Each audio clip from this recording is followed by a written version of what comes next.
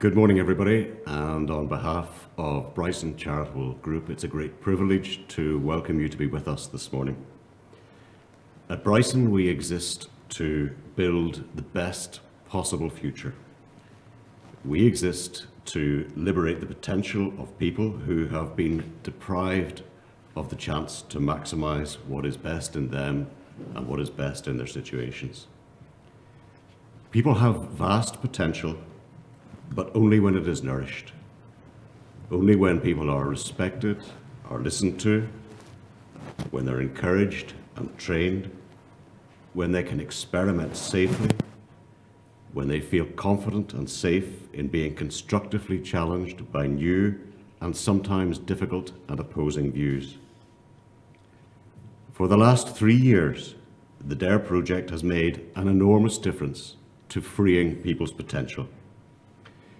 DARE stands for Dialogue About Race and Ethnicity. Our full title is Dare to Lead Change. While division has existed here between two communities for generations, DARE has led by also welcoming and bringing to centre stage people from our own BME communities. Seeking this different, often challenging input has brought fresh insight, which has helped many to see things differently and perhaps to become unstuck from a singular lens. DARE doesn't exist in a vacuum, and so I want to share some of the key elements which have been vital to DARE's success.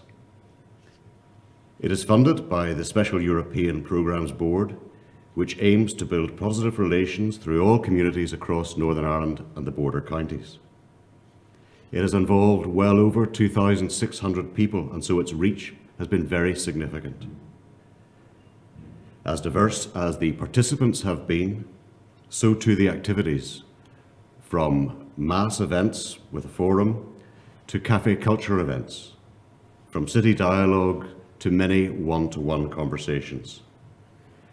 These have been aimed to allow people to open up appropriately at their point of need, to share and to share safely. Over 1,300 participants have received training, including uniquely within DARE, training for 45 champions from our own BME communities. DARE is backed by ministers, both north and south, for which we are very grateful. It has continuously sought to draw and inform international best practice, of which more later. All strands of our society have been involved, from individuals to communities and their leaders, businesses, statutory bodies, civic leaders, academics, and charities. DARE has a significant international perspective.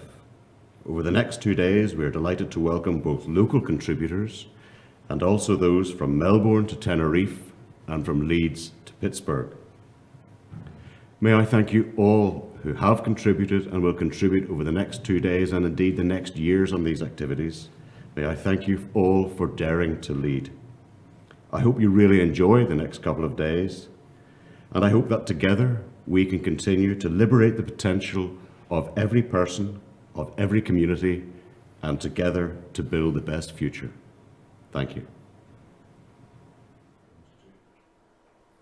Thank you to Shane. Hello, good morning. 2,600, that was the number we just heard there. The amount of people who have taken part in these dialogues about race and ethnicity. They are men and women. Those conversations took place in cities, in rural communities. Council staff have done it, school children have done it. A massive array of people. And the point was that they could listen to and learn from others in this community. This symposium is the culmination of all that work that's been going on for 3 years. We hope to be able to reflect on what we heard, remind ourselves maybe of what happened in those rooms, but more importantly perhaps, consolidate that information, put it in a way that we can harness it, use it going forward in whatever communities we'll be going home to. My name is Declan Harvey. I'm the presenter of the BBC's Drive Time news programme on Radio Ulster and BBC Radio Foyle. Why I'm so interested in the work that's been happening in these dialogues is that it seems to me I spend my days talking about the effects of an absence of community cohesion, an absence of compassion in our world and understanding for each other. These dialogues work much further upstream, almost preventative, so that they don't end up making the news much later on. So that's why I'm so engaged in this and excited to learn with you and our contributors over the next 2 half days or so. We are coming to you from the banks of the Lagan in Belfast. This is Bryson HQ. You can see the Albert Bridge behind us. But as Shane said, we'll not be staying here for the entire 2.5 days. We'll be crossing live to Melbourne, to Pittsburgh in Pennsylvania, to sunny Tenerife, and also to Leeds. The people waiting for us there are people who share a real shared interest in this area. They have done their own individual work, but it's going to give us an opportunity to listen to their experiences and frankly steal some of their ideas that we can then implement in our own lives, in our own groups, and help us understand the process that we've been through. More importantly, perhaps than them, we will also hear from some of the participants who have been talking as part of these dialogues from all over Northern Ireland, and I've seen a few of them already. I think they're a particular highlight. You can get in touch with us at any point. It's not very difficult, not very technical, but let me explain for the sake of it though. Underneath the window in which you're watching us on, you'll see a little tab which says Ask a Question. You can type anything in there that you want us to see. I mean, it would be ironic. Normally on the radio, we would say, keep it polite and keep it nice. But given the subject matter that we're dealing with in this symposium, I assume you don't need warned about that. But certainly lots of questions. If you think there's an area we haven't necessarily gone into yet, then that's your opportunity to alert us to it or feedback on any of the contributions that we'll be hearing. We'll see it here, and we look forward to getting them. The dialogues about race and ethnicity feed into so much of what is happening elsewhere in Northern Ireland. They are tethered to conversations in different places, and that's why some of the decision makers have been so keen to be involved. So before we go any further, let's hear from some of our political leaders who have match funded this project over the last 3 years, and they wanted to welcome you to the symposium. Thank you for the invitation to take part in this event to celebrate the success of the DARE project. Promoting reconciliation and integration is crucial in helping our entire society to move forward as a united community where every individual is respected and valued equally. There is so much to commend in a project that has 2,600 participants. DARE has also developed 45 cultural and community champions from BME communities. They worked alongside project staff to represent their culture and to support individuals who feel vulnerable due to cultural differences. Minister Kearney and I met recently with TO's racial equality subgroup to discuss those challenges and what more needs to be done. In the Executive Office, we value the work you do to inform and change what citizens know and think about the mix in Northern Ireland society. The work you do raises awareness of the challenges that people face when trying to make connections within their community. It helps us work together to overcome these and make real and sustainable connections that foster inclusion and integrate communities. I would like to take this opportunity to congratulate all who have been involved in the successful delivery of this project. The impact will leave a lasting legacy for the participants and their communities for the years to come. I'm delighted to be able to join you today at this International Symposium event to reflect on the hard work over the last 3 years of the DARE project. The principles of integration and inclusion underpin the executives together building a united community strategy. So it's great to learn that DARE has engaged more than 2,600 people through its range of training and events and has given participants the opportunity to obtain OCN accreditations in good relations and civic leadership. I congratulate all those who have participated and worked so hard to gain these qualifications. Delivery of the racial equality strategy is a key element of our work under TBUC, and I'm really delighted to see the focus on support for minority ethnic communities within the DARE project. As we're all aware, achieving racial equality and successful integration requires all of society to play its part. It's therefore incredibly encouraging to see how this project has facilitated that outcome. Building good relations across all communities is central to the aims of the TBUC strategy, and the Executive Office is proud to support this work through Peace 4. I'd like to commend Bryson Care and its partners, including Tides Training and Consultancy and Donegal Intercultural Platform, for their innovative and dedicated approach. While we have still much to do on our journey towards a shared future, your work as part of this project has made a real difference. I know this has been a partnership effort, so thank you all and congratulations to everyone who's been involved. Hello everyone. I'm really pleased to address you all as you mark the closure of the Peace 4 Dare to Lead Change project. Firstly, I'd like to thank Joe Marley, Director of Bryson Care, and for the kind invitation to speak to you today. This event is an ideal opportunity for you to present the key findings of this project and to explore the actions necessary to continue building a culture of peace, prosperity and compassion. I know the project received €843,000 under the EU Peace 4 programme, and I'm delighted that my Department of Rural and Community Development was able to provide matched funding. Building, improving and sustaining relationships from people of all backgrounds is what the Peace programme is all about. I know that you have worked with 2,600 participants from different cultures, communities and religious backgrounds across Northern Ireland and indeed the border region. During the course of this work, the project partners established 45 cultural and community champions.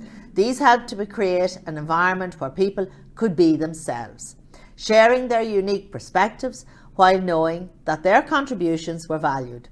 By establishing the Inter-Community Interest Forum, you gave a voice to individuals of all backgrounds.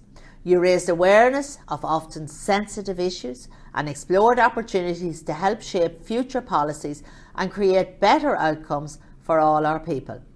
By embracing our differences, we learn from each other and improve as individuals. Isn't that what life is all about? Becoming richer as a result of our experiences. I would like to congratulate all those who took part in this project, including the project partners, the Bryson Group and Tides Training and Consultancy. You should all be very proud of what you have achieved. Our thanks to Gordon, to Declan and to Heather.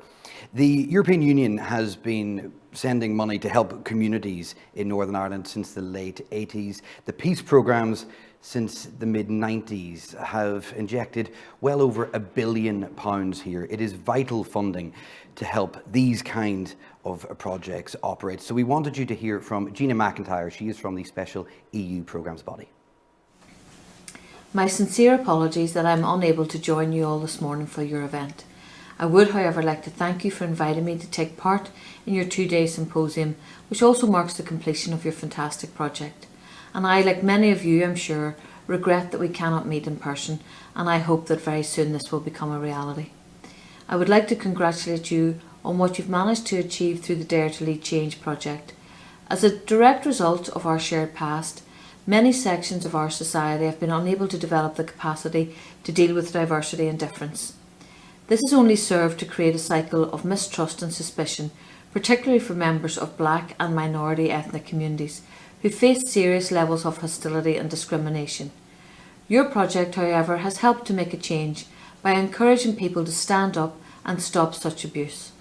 It has created hundreds of community champions on both sides of the border and delivered dialogue opportunities for citizens of many different cultures, faiths and ethnic origins, which has helped to build new and positive relationships.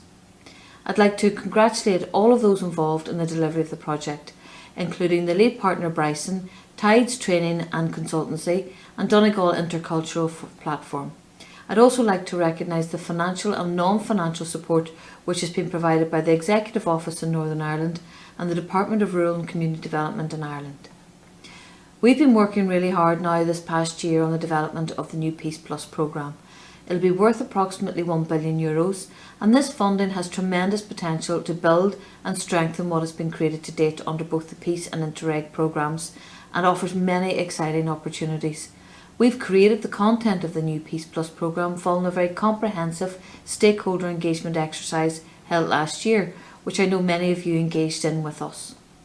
And we've recently launched a public consultation to hear your views on the new programme and its design, and full details on how to do so are available at our website. So again, I would just like to thank you very much for inviting me to help celebrate your achievements, and I wish you a very enjoyable event. Gina McIntyre, We're not alone here on the banks of the Lagan. Bryson worked with a partner agency, Tides, and Lisa Wilkinson is with me. You're like the Holly to my Phil, the Judy to my Richard. Brilliant. Lisa. I'm so excited. You're very welcome. Tell us a little bit about the role that Tides played in all this. Super, thank you. Yeah, this is great. This is my debut, so let's go for it. So Tides partnered with Bryson Care, and we're delighted to have been able to do so. We are a training, mediation and facilitation organisation, and we were able to provide OCN accredited training for 1,300 of our 2,600 participants. I just want to say a massive thank you to the two junior ministers, Gordon Lyons and Declan Kearney, because their support is really important. And I suppose one of the main aims of DARE was about working at all levels of society. So we worked with asylum seekers and school children, as you've mentioned, Declan, but right up, it's really important that we were able to elevate their voices up into the powers that be. I want to say a massive thank you to SUPB and also to Heather Humphreys, the Minister for Rural Community Development. Tides has been part of Peace Funding since Peace 1, and really the money that we have received has been vital to building positive relationships, so we don't underestimate or want to diminish the thanks that we have for the funding, albeit challenging at times. The administrative burden has been difficult, but the finance and administrative support that we've had in the background has been vital. In terms of those 2,600, they have been brave people. They have come into spaces where they have had conversations that are challenging. So we invite you to be part of that today, to be part of those dialogues and be brave. Dare to turn your phone maybe off, dare to ignore a few emails and really engage in the conversations and the dialogues that you're going to be part of today. One of the main themes that's come through is about a sense of belonging. How do we feel a sense of belonging? How do we encourage other people to belong? And that's one of the things we invite you into today. So thank you so much for joining us, and thank you for my debut. Hopefully I'll get a phone call from BBC or anybody else if they need a presenter. Thanks, Declan. Lisa, thank you very much. And some of those dialogues are going to happen in breakout Zoom groups, and we'll lead you through all that as we go through the next 2 days or so. It's all very straightforward. If you are not technically confident, then really don't worry about that. But that's good encouragement to just try and leave the emails alone. When we're doing things this way online, it's so easy to get distracted. You don't have the pressure of sitting in an auditorium and being spotted checking your emails. But we hope you are engaged enough and engage enough to really get everything that you can out of this symposium. Our first, I was going to say our first guest, our first significant speaker, describes himself as ignorant but interested. That seems to me like a pretty clever way to approach dialogues with communities of which you are not part of which you know very little about. But it also undersells rather significantly this man. He is a psychiatrist and psychoanalytic psychotherapist. But for our purposes, he's also interested in community cohesion, and in particular for communities that have experienced trauma. Eugen Coe has worked extensively with the Aboriginal communities down under, and he has described them as some of the most traumatised and most disempowered communities in Australia. So you can see there may be a lot of crossover with some communities here. We hope you enjoy this from Dr. Eugen Coe. Listen closely because he'll be here live tomorrow. Your opportunity maybe to send him some questions, but I think you'll find this very interesting. Good morning, or good evening from Melbourne, Australia. My name is Eugen Coe. I'm here to talking about culture for peace building in Northern Ireland. I would like to begin by thanking Bryson for inviting me to facilitate their conversations on culture and peace building. I would like to share with you in this presentation a framework for talking about culture in the context of Northern Ireland today. I have been coming to Northern Ireland regularly over the past 6 years, talking to various people and groups about culture and peace building. I learned very quickly that it is difficult to talk about culture here because it is very politicized, and any discussion soon becomes stuck in conflict over rights and identity. There is a fear of homogenization, as someone call it, where one culture will dominate over the other. I'm putting these issues up front because I've come to realize that any approaches to talking about culture in Northern Ireland must not be shy in facing these difficulties. Before we go into talking about specific cultural issues that needs to be addressed in peace building, we should have some agreement on our understanding about what we mean by culture. Nowadays, in modern Western world, people talk about culture as if it is mainly about art, music, literature, and food. If you read English language newspapers, most will have a section on culture. But it is often very much about entertainment. In my mind, there is a lot more about culture than all those things. My appreciation of culture really grew after working with Aboriginals in the central desert of Australia. They taught me about the importance of culture. Culture, they said, is like the cradle that holds us. They have a deep appreciation of the vital importance of culture, having lost them as a result of colonization and dispossession. So often we don't know the value of what we have until we lose it. I am an ethnic Chinese, but have grown up in what was a British colony, Malaya, and then educated in England before migrating to Australia, where I have lived for almost 37 years. I have come to appreciate the complexity of culture, especially when I have to adapt to the culture of my adoptive country, and also when I'm working with colleagues in their country, like here in Northern Ireland. So, what is culture? Let us begin by asking, how do we know when we are acting under the influence of culture?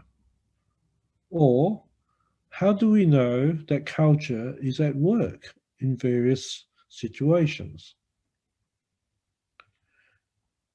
We often hear that people say that culture is that thing that influences our way of being in the world. Or when they talk about their way of life.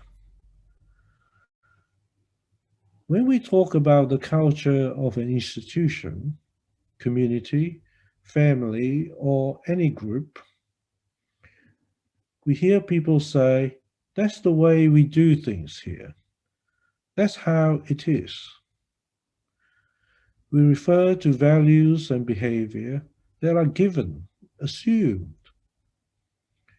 We don't usually think about it, less question it.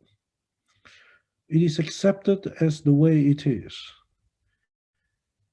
We generally accept it as good, unless we think about it and question it. Let's explore more deeply as to what is culture. The word culture comes from the Latin culturia, as in the growth of plants, sharing the origin as words with words like cultivate and cultivation.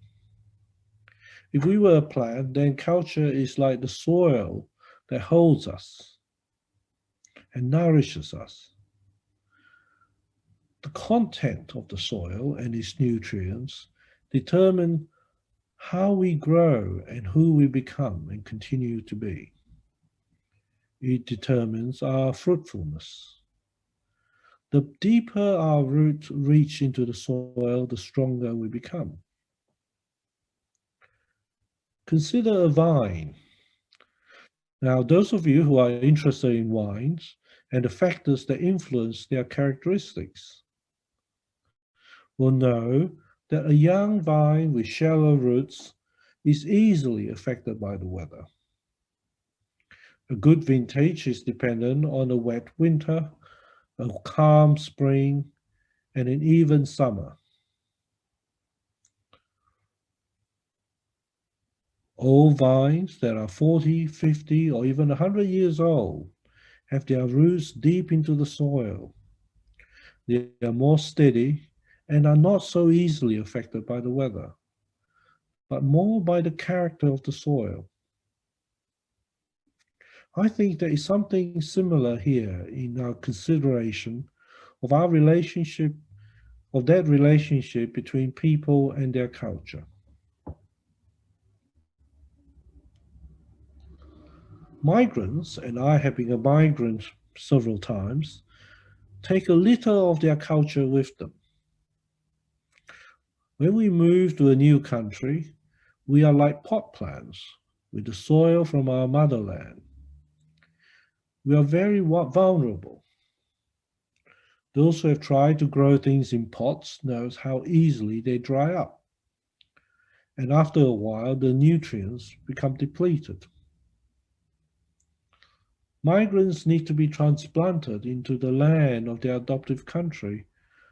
Only when their roots are deeply into the soil of their new country will they feel sturdy. I've just realized that I have used a triggering word in Northern Ireland, transplanted. When we come to talk about the events in Northern Ireland over 400 years ago, known as the plantation, it will be useful, I think, to consider this analogy between soil and culture.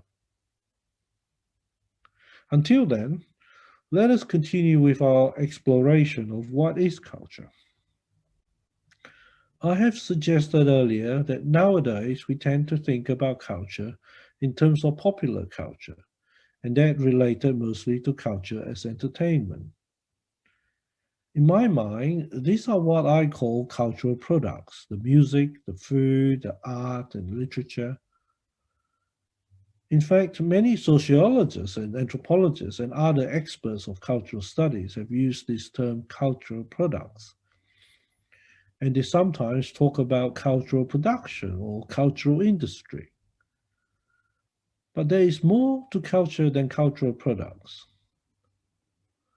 I would like to propose to you a framework or a model for considering culture more deeply. One that looks at how culture is indeed created or produced. I would like to suggest that we begin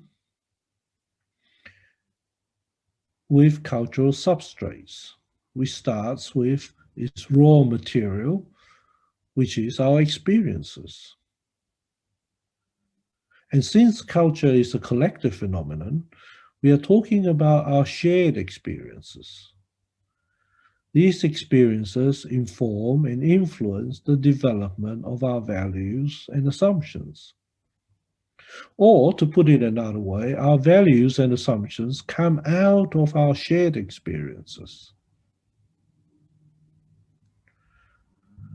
Our experiences combined with values and assumptions are then transformed into cultural products by what I have referred to as cultural instruments. Sociologists have studied cultural instruments for a long time, and they tell me that what I call cultural instruments are made up of social structures and social processes. A social structure is like an institution or an organization, like a church or government, or the various elements of a civil society. It can also be artists, musicians, and their respective organizations and industry. Social processes include democratic or political processes generally, or how communities come to terms with the loss and grief and trauma, or how creative processes such as how a piece of music is created and shared. So, to summarize and to illustrate it in a diagram, I would like to share a slide with you. So here we begin with cultural substrates, which is acted upon by cultural instruments to make cultural products. Allow me to elaborate with of this framework with an example that illustrates how culture can be created. Consider an incident that had affected most people in a community, say the tragic death of a young person. A songwriter wrote a song about it and sang it while busking by the marketplace. It captured the attention of many, and the news soon spread, and she was invited to play it on the local radio. It was a song that resonated with how many people felt about what happened. The song was recorded and was more widely spread and shared, and was played on the anniversaries of that incident. It became the anthem for that incident and all that related to it. And therefore, it became part of that community's culture. And generations later, it will become a folk song of their culture. In this example, the shared experience of the people of that community is the raw substrate that, along with other substrates, such as their values and assumptions, were drawn together into a song by a songwriter who is a cultural instrument. She was aided by the local radio and recording studio, which, as cultural instruments, enabled the song to be shared far and wide, and over many years and generations. Other cultural instruments, such as civic organization and community groups, in insisting that a song is played on the anniversary of the incident, also contribute to the process of making that song into an anthem. And in remembering it over a few generations, they help to make it a folk song of that culture. I hope this example will have demonstrated to you that culture can be created and continually developed. It can also change. Culture is dynamic. We often confuse culture with tradition, however.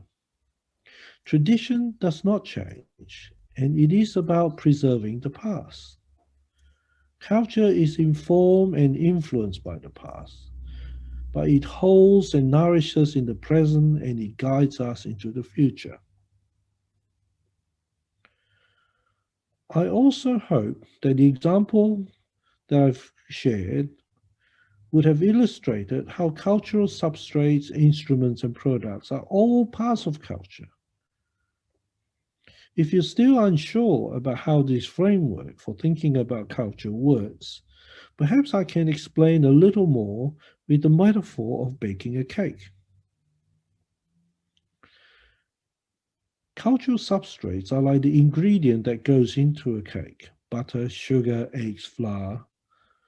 Cultural instruments are the people, the equipment, the process of mixing the ingredients together. And cultural instruments is about how we make the cake, how we bake it. And of course, the cultural product is the cake itself. If we continue with this metaphor, it would explain how the same ingredients can be made into different cakes, depending on how we mix the ingredients and bake it. Those of you who are used to baking cakes will know that a slight change in technique and baking at different temperature for a different period of time while using the same ingredients will give you a different cake. We could go on with this metaphor and look at how similar experiences, ingredients, with different institutions can give rise to different cultural products.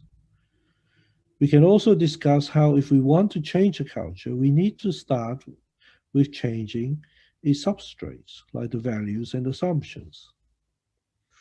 And we need to change the way institutions and their processes act on these substrates to give us new and different products.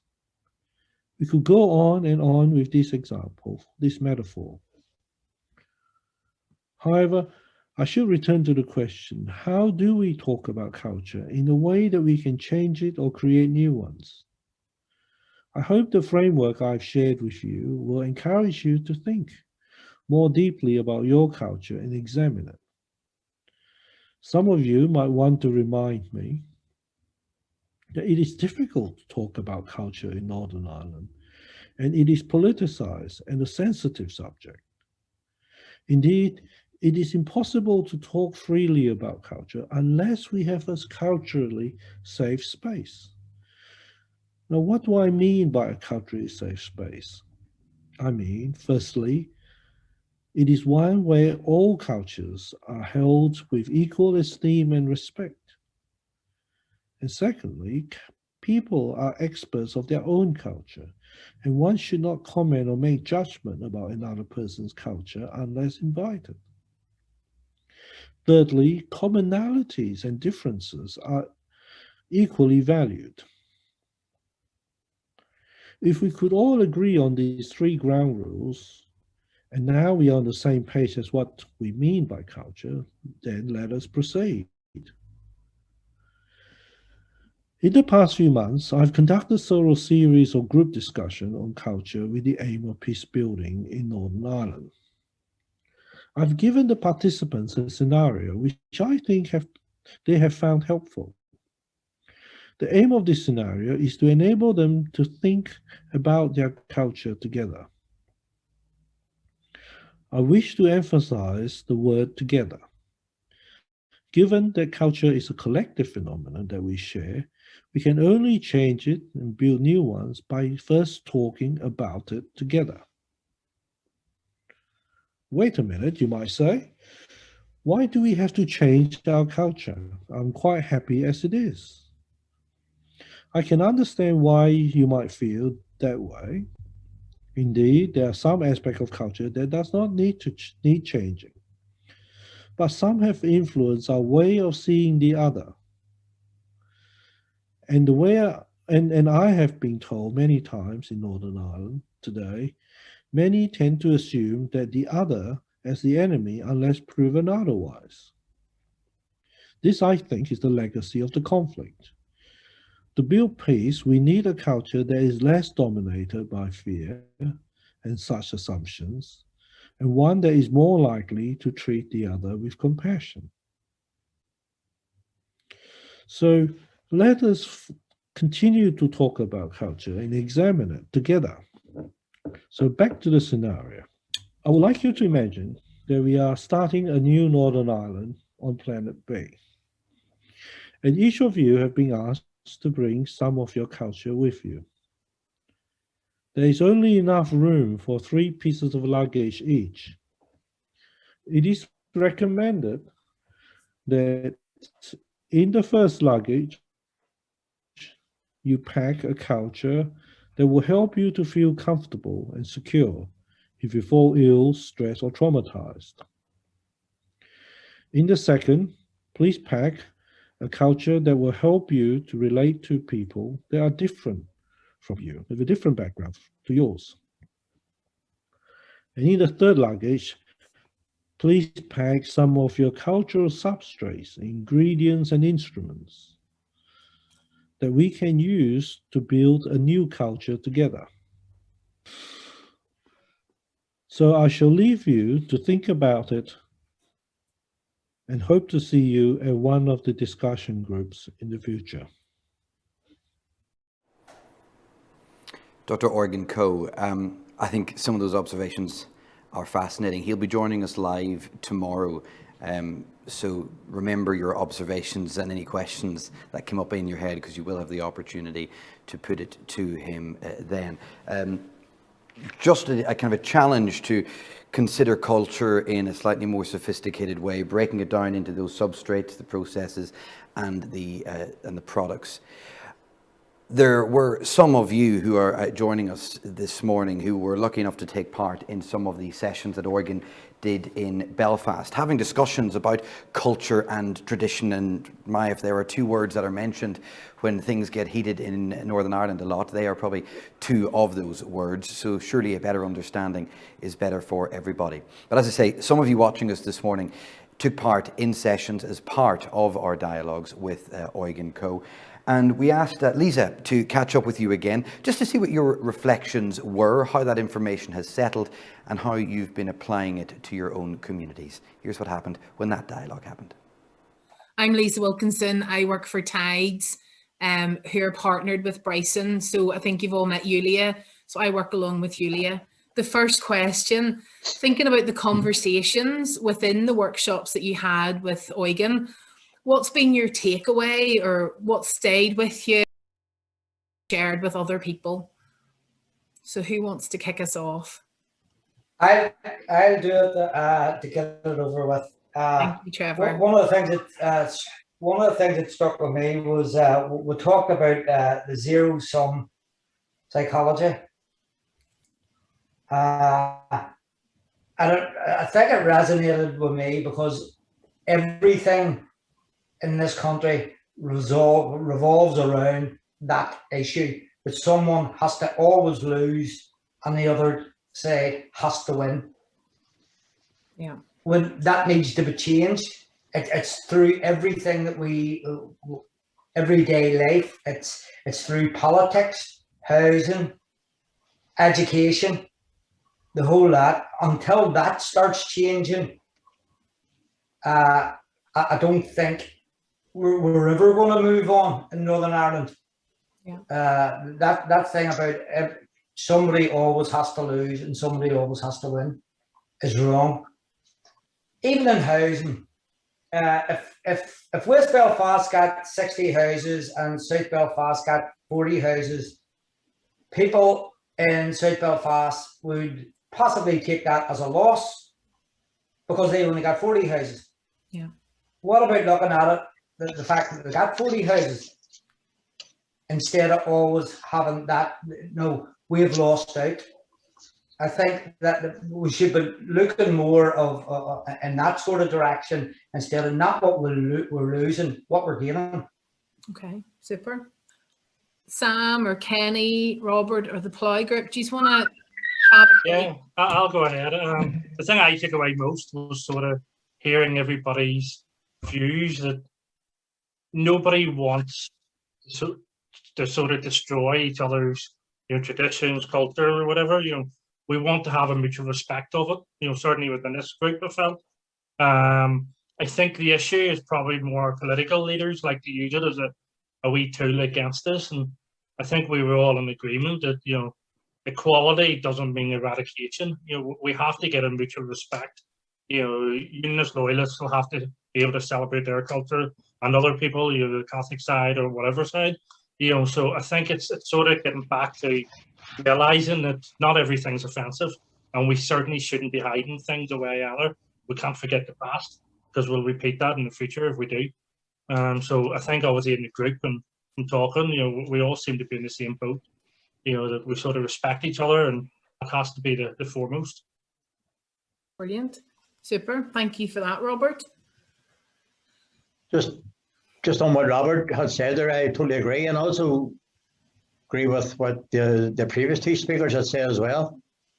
But I think in reality, the whole issue around culture, and we had those conversations around culture and how to celebrate culture, and I thought that was a very positive outcome, because I think through the conversations, everybody had respected everybody's culture. Yeah. And how to celebrate their culture, and which was something that clearly divided us in the past, and was the main theme behind the conflict as well. And it was very positive to hear the respect for one's culture, be it Protestant or Catholic or whatever.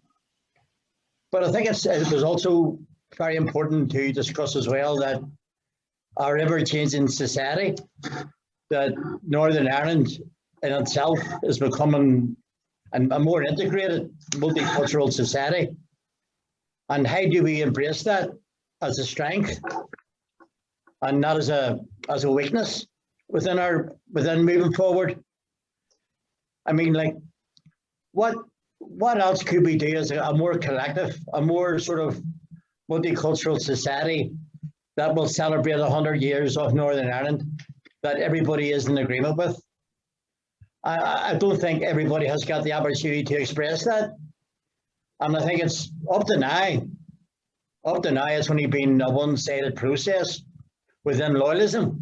But how do we celebrate 100 years of Northern Ireland while other people are part of that process as well? Yeah, what I took from what we learned was that there's no culture that is more superior than another, and that though the colonization tried to like tend to change it, but there's no culture that is more superior than another. One of the key things I took that day. That's from brilliant. yeah. Great, thank you, Kenny. I think one of the things that I personally took from it was in Eugen's original slideshow, he did a couple of slides on. First one was that I thought it noted the difference between culture and tradition. And one of the quotes there was, culture is dynamic. It's constantly changing, evolving and adapting to changing circumstances. And people don't seem to be buying into that. You know, people seem, tradition is about preserving the past, but culture changes, it evolves, it adapts. And if there were more conversations like these, people could adapt, they could change, there could be more in-depth discussions and a wider acceptance of different aspects of culture. I mean, culture for me is where I was brought up, how we lived, how we played. I mean, there's a lot of stuff that people say that's part of your culture. No, it's not. Something I could be at in school, but I think the whole concept of change and evolution, people haven't bought into it because they just don't know about it. They're not sure about the maybe I didn't know. I mean, the difference between culture and tradition, the models of culture, even the what was it? The metaphor Eugen used, you know, describing three components of culture, baking the cake. I mean, for me, that was a complete eye opener. And myself and Sean talked about it. We discussed that. That was something that we hadn't come across before. And the likes of that discussion need to be out in the wider community so people can take on board differences in their culture, other cultures. It's all how we live. Yeah. I think it's been spoken about by almost everybody who's spoken here is talking about the respect that this group has obviously had and developed over the sessions, and our realizations and level of communication is really, really good. So I think the task at hand is to bring our mindsets and realizations to the next generation. We can sit and pat each other on the back, and you know, and come away happily from this. But I understand our task being to draw in the youth, because we are of more or less of a certain age and above. Right. Very nicely put. We've got to bring it to the kids, not to end up down the dead end streets that we ended up, and we've got to formulate a way to bring them together and to have them look at and understand the ideas that we are discussing and what we want to bring forward. I personally don't believe that that's going to happen in Stormont. I believe it's going to happen in forums like this. So what do you think would contribute to the building of a culture in Northern Ireland, the north of Ireland, that's, you know, moving forward, that would be prosperous, compassionate, and would create a peaceful society? Well, you see, when I read your question, maybe you didn't say it, but when I read the question, it sort of implied to me that we needed a new culture. And I don't believe we need a new culture. What we need is respect for two very good cultures which we have. And we're not making the most out of the cultures that we have. Now, Lorraine could tell you we run a brilliant night in was the last event we had before COVID, of an Ulster Scots night that we held in Tillich. And it was a brilliant night. You know, when I was introducing that night, I said, we have insulted each other's cultures for too long. It's time we started to enjoy them. Now, the problem about a forum like this that we have today is everybody's talking about, you see, we're talking to the converted. That's the problem. But it's not about, you know, two cultures, green and orange cultures no more, in my opinion. You know, we do live in a multicultural society now, and we need to respect that. But the political culture needs to change dramatically. You know, there's no political representation from the minority groups. There doesn't really seem to be any sign of that really changing, to be quite honest. We're still reverting back to the old green and orange politics. We try and get one over each other. And that needs to change. And to make that change, we need to have a more wider representation politically. When young people from working class backgrounds can have the opinions and be part of mainstream politics. And that's what really needs to happen. You know, when somebody from a nationalist community has a social sort of insight and agreement with some of DUP policies, and vice versa, when some young unionists agree on a policy within Sinn Féin, and then why not be part of that process? And this is where we sort of need to change. So it needs to happen at the top politically, and there needs to be an agreement. Talk about more issues around social housing and education and employment and training for employment. But we need to bring in other people from other cultures politically and put them on the pedestal to give an opinions as well, because that is the strength that we're missing currently in modern day society. I would like to add, I want to see more of acceptance, more of compassion, more of togetherness, and respect for elders in Northern Ireland. I agree with what Jockey had said a minute ago there, that I look at it sometimes and think we definitely need a better understanding and a better communication of culture and other cultures, because as I say, people would use so-called culture as a weapon against the other. And if you start taking, if people think that their culture is being taken away, you've got a problem. Chalky mentioned about the political thing in Northern Ireland. That is the problem.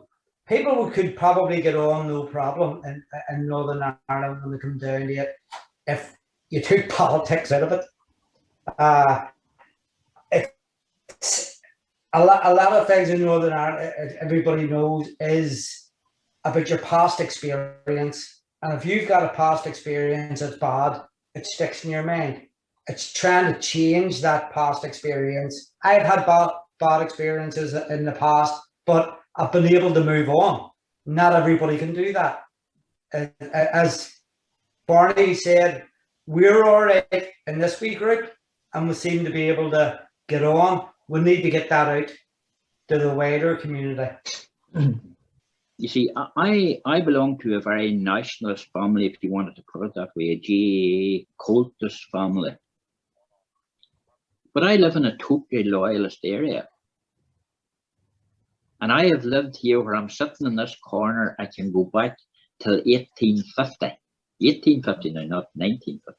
You're looking good for it. That's not bad. Well, not me personally. But you see, because we know other, I think nobody put it as well as David Irvine in his book. He said there was only 3 Catholic families in his area, but they were great people, but they weren't like all the other Catholics, you know. And I feel that is one of the problems, that people don't know other well enough. I think we just need to change. We've mostly covered it. I think we need to change our attitudes, you know, and it has to start at the top. It has to be political. You know, everything seems to be used as an attack, you know, whether it's the Orange Order, whether it's the GAA, the Irish language, even the census this week there, I've had stacks of messages through social media, regarding if you're Irish, make sure you put Irish, if you're Northern Irish, and even Ulster Scots, if you use any Ulster Scots term at all, put it down if you speak it, just to try to get the point scoring up. We need to sort of get away from that, let's enjoy it. I am what I am, and I'm comfortable with that. So why am I not then comfortable going into a community with somebody else and sort of accepting what they are, and they obviously have to accept. And that's what this group's showing. That certainly, there's been nobody that's stood out. I don't think that stood out and has been awkward or not accepting. We all seem to be of the same agenda. And the only people sort of against that is those at the top that try to get 2 points scored. But could I say this to you, Robert? You're not I having agree. my lamb egg, Barney. It's fine. No, but I agree totally with what you're saying. But if somebody put themselves forward for election, telling the story, your agenda, they wouldn't get elected. Exactly. That's not true. Yeah. That's true. So and how do we resolve that then? Yeah. I think the one word that's in the second question is compassion. We don't seem to show a lot of compassion. We seem to be culturally, and I'm talking about at a macro level, we do like to be involved in some sort of conflict, no matter whether it's up on the hill between the two main parties or on the streets. Now, we've got an issue ongoing in Uri at the moment. We've been protests outside our local health centre because the family planning clinic's on every Monday. People have been protesting, the anti-abortionists have been protesting. And it took something like that to get the most right-wing Catholics in this town to stand shoulder to shoulder with Jim Wells. Conflict,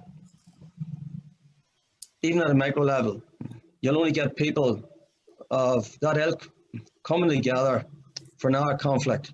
If it's not orange and green, they'll find something. So I think the word that we need compassion. So we do like a wee bit of conflict, even at a micro level. And I think we need to bring in that word there, a bit of compassion.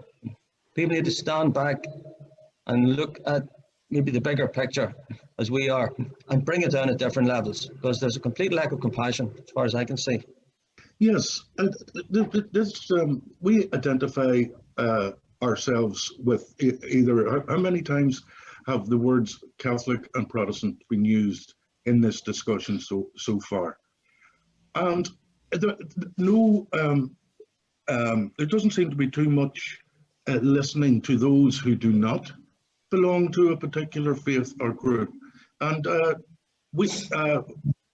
we are a small elephant in the room, but we're growing. And I think it was Peter Shirlow who said, what was it, over 20% of the population here in Northern Ireland consider themselves without faith or church. And I think that is an aspect of this society that deserves more consideration, because there's no doubt whatsoever that we're becoming a more secular society. And I'd look to the South as an example, that within a matter of a couple of decades, it came out from the Dark Ages, the medieval times, and now is a dynamic, progressive, secular culture. And I do believe that Northern Ireland is moving in a similar direction, and that certainly the views of those who don't have faith, it should be at least acknowledged at this point, because there may be solutions to discover when we remove the standard religion as such from the dominance that it has in our lives and cultures. I think it's very important, the issue around integrated education is very, very important in this, when trying to bring cultures together and respecting cultures. And I'm talking about preschool and primary school and right up into, secondary school, that there needs to be more emphasis put on that.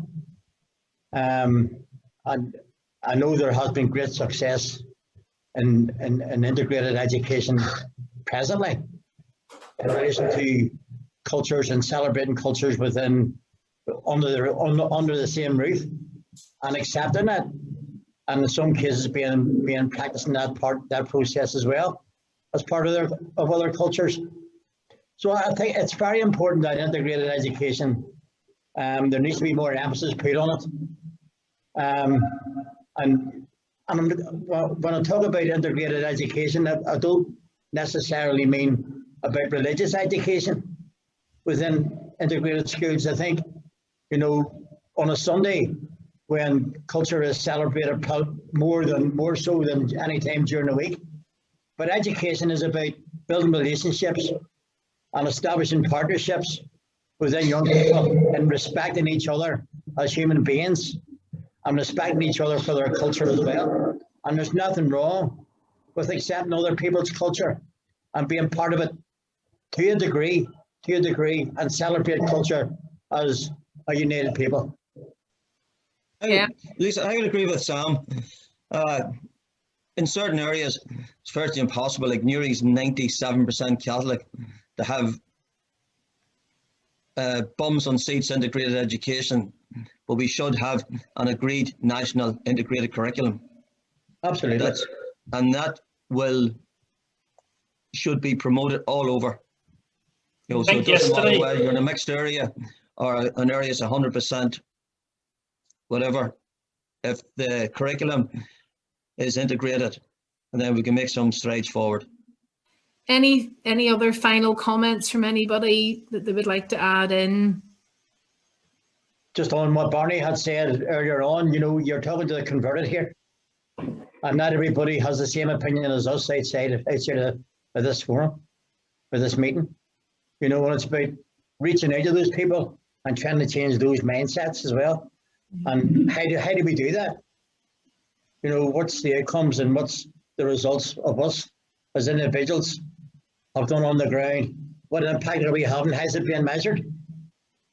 You know, the impact that we're having within our communities, in my view, is not being measured. Yeah. And how do we reach out then to those people that are further away from, you know, engaging with others? Like, how do we reach to them, do you think? Well, it's seeing the outcomes of the positive work that we are doing. You know, I don't think, you know, that we are coming together on a cross-community basis, you know, and the positive relationships and new partnerships that has been established is not being put out there. And I suppose to a degree that would sort of fall under the responsibility of funders, for example, that needs, there was the issues that we're having, you know, where we were in the past and where we are now. How do we get there? You know, where's the pamphlets, where's the books, where's the education? But this is where the education, the integrated education, ex-combatants and ex-prisoners come together who were enemies at one time are now friends. But there's not a vast amount of people who really understand that and know that. Yeah, I would agree with Sam, and also it's a lot to do with the funders, even those from the European Union. You fill in the same monitoring form we do, Sam. First question, religious background. Absolutely. And then it's male, female, age. There's nothing to same old show the social positives from the project. Do you think we're in a different place than we were at this time 5 years ago? And do you think we'll be in a better place in 5 years' time? Do you think we're in a more positive place than we were 5 years ago in terms of relationships between the communities? I think on the ground, yes, but I think politically, no. That makes sense.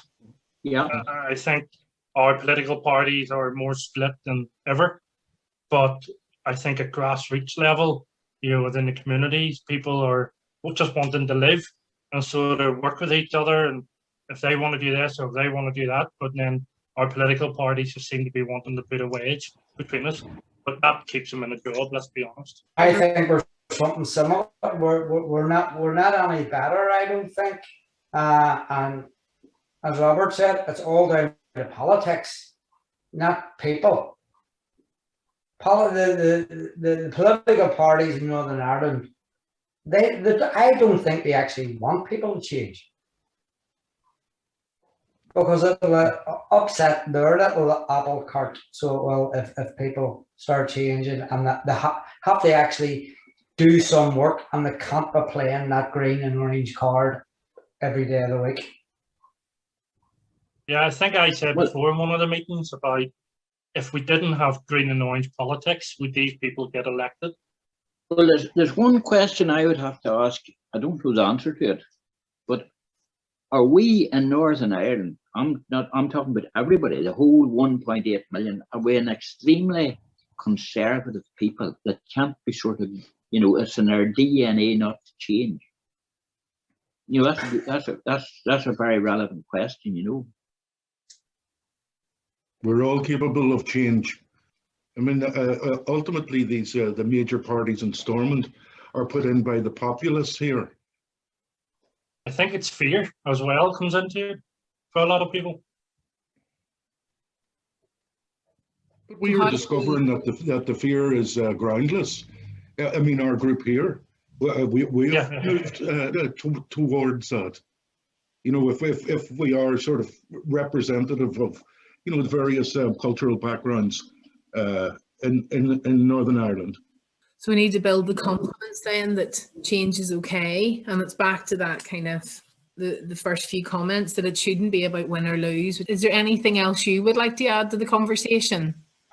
For now, for me, within what I've been able to study about Northern Ireland, I guess we're going, and we have a lot of people who are kind of see the interest of the minority at heart, and I know a lot of people who are very kind and compassionate too, but I just want to see more of it. Yeah, in terms of its time, and I think Northern Ireland is growing. Yeah. Thank you so much. I think we'll finish up there. Thank you to all of those participants in the dialogue. If this was a normal symposium, not happening in the middle of a pandemic, at this point there would probably be somebody walking around a hotel conference room with a microphone inviting you to share your thoughts and comment and ask questions. That is the point of a symposium that fills lots of people with utter dread. But luckily, one of the upshots of a pandemic era symposium is that you don't have to stand up in front of a room full of people and ask a question and share your thought. But we would like you to do that digitally. Under this window that you're watching me in is a tab called Ask a Question, and that is where we would genuinely like you to enter into a dialogue with us today. The number of viewers this morning is in the 3 figures. We're delighted so many people have joined us, but we don't want to waste that. We want to kind of share thoughts and particularly experiences. If you've been out and about trying this kind of work in your own communities and groups, what have you learned? The worst that can happen after a project like this is that it ends up being pie in the sky. We use lots of lovely words about communication and compassion and coming together and shared understanding. But actually, that is useless unless it is turned into really tangible, practical, implementable approaches. Some of that you may want to do, but again, some of it you may have already done. And that's what we'd like to learn. There's nothing too stupid to ask. There is nothing too basic to observe. We really do want this conversation to happen. So click the Ask a Question tab below this. It doesn't have to be a question, obviously. It can be a comment. Something that struck me about what Oregon Coe had said was about what he called these cultural substrates, which include values of a community. Now, how do you go about challenging, changing the values of a community? How would you challenge or change your own values? Maybe you've had success in that, but maybe you've come up against brick walls. We want to hear about all of that this morning. He also spoke about the cultural processes, these institutions, things like churches and or civic bodies, or artistic communities. How do you get influence over that? Is that out of our control, or do we have a way of making change there? That's what struck me. I don't know what struck you, but we really would like to hear from you in the Ask a Question tab below. How are you going to implement some of the learning that happened during the sessions you attended over the last 3 years, or based on what you're hearing today? What are the difficulties you think or you fear you'll come up against? And have you had a light bulb moment? Was there something that was said by the previous group or by Oregon Co that you thought, I didn't think of it that way before? Please do engage with us this morning. That is part of what these symposiums are about. It's about shared learning and dialogue. Dialogue may be the word of the day. Yeah, we don't want to preach to the converted today, because there were 2,600 people who took part in the original dialogues, more engaged today. If all of those told 10 people, and they told 10 people, you can imagine how quickly all of this would spread and hopefully make change. It's the Ask a Question tab below us. Right, we're going to take a break of sorts. You're going to have to sing for your supper a little bit. Afterwards, let me start with that, we're going to break out into private Zoom sessions. If you check your emails, our team here at Brighton HQ will have sent you a link that will bring you to a Zoom meeting. You'll be kind of set off into smaller groups, and those groups will be facilitated and the conversation will happen where you are. But before that, a break. There's a nice expression, how are you going to care for someone else if you don't care for yourself? And that's going to be the theme of this break. We want you to do something in it, or maybe a better way to put it is do nothing during this break. Here's Claire to explain. Thank you, Declan, and also to Oregon Co and to the DARE participants for your contributions so far this morning. They have certainly given us plenty of food for thought and lots to think about. My name is Carol Kane, and as some of you will know, I'm one of the trainers on the DARE to Lead Change programme, and I work for Tides Training. As we know, this key theme for this event is Dare to build the best culture of prosperity, compassion and peace. And shortly we will hear from Melinda Ashley Meyer-Demont, who will share with us why self-care is necessary and valuable, particularly in these days and in the sector that we work in. She will explain how self-care is actually we care and therefore is important in the context of community. With this in mind, I'm going to invite you to a working break. So leave down your mobile phones, your messages can wait. Step away from your computer screen and for once have Zoom in the background. And for the next 20 minutes, go for a walk in your garden, along your street or in your neighbourhood. And if that's not possible for whatever reason, find a window in your house and look outside.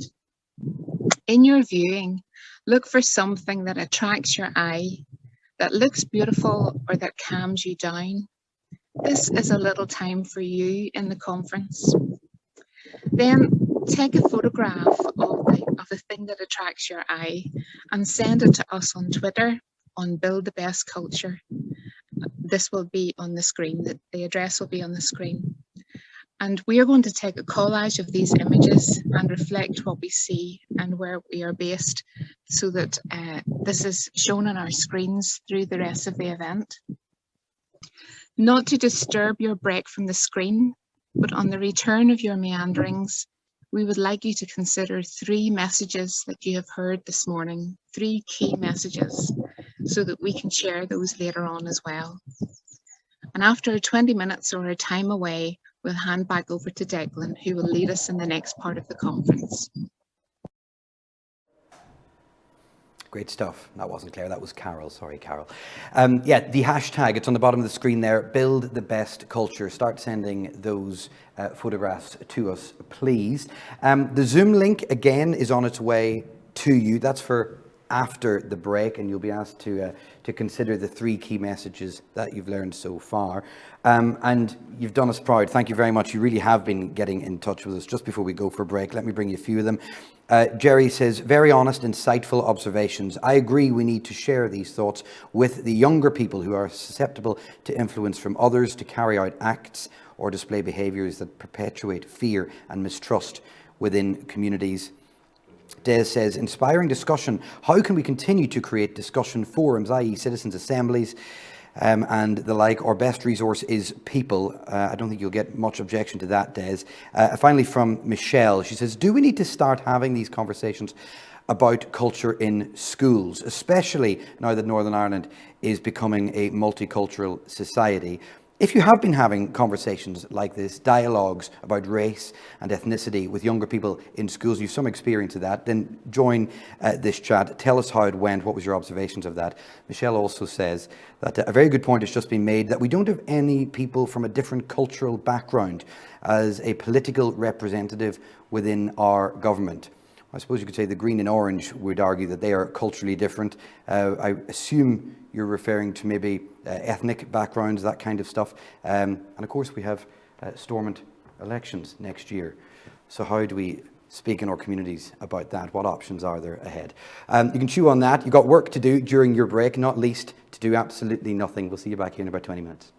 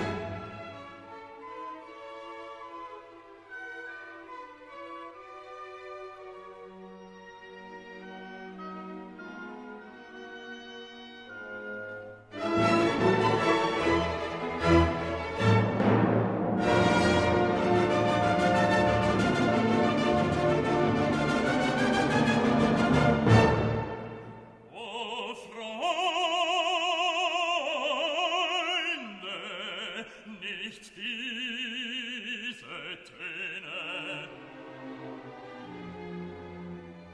sondern lasst uns angenehmere anstimmen und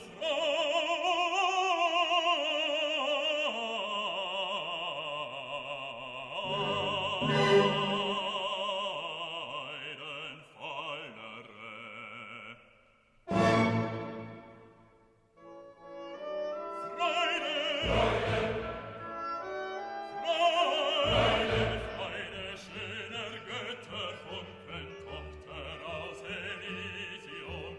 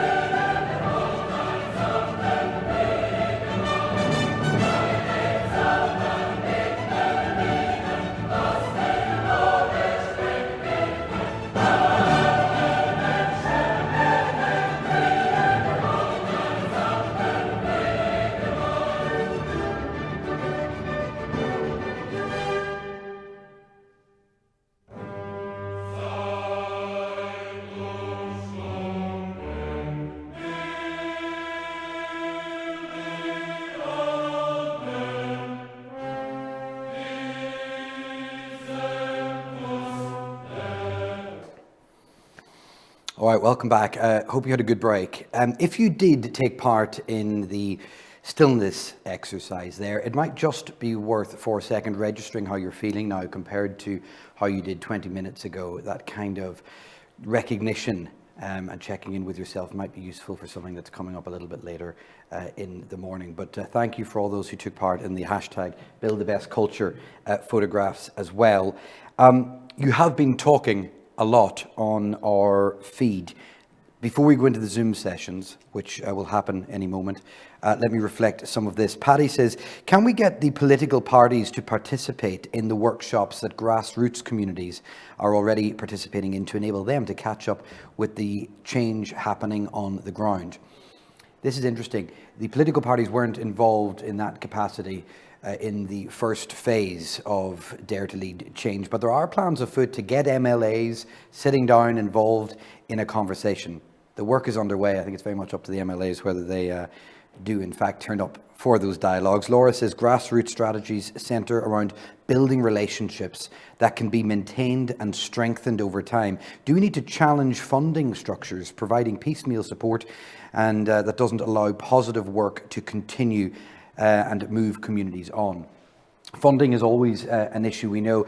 I mean, at the DARE project, there has been an approach that it's, the expression was to get in, to get out, to start the dialogues and then let the communities kind of take it from there. But of course, funding and some of the restrictions that come with funding is an ongoing issue, but thank you for that.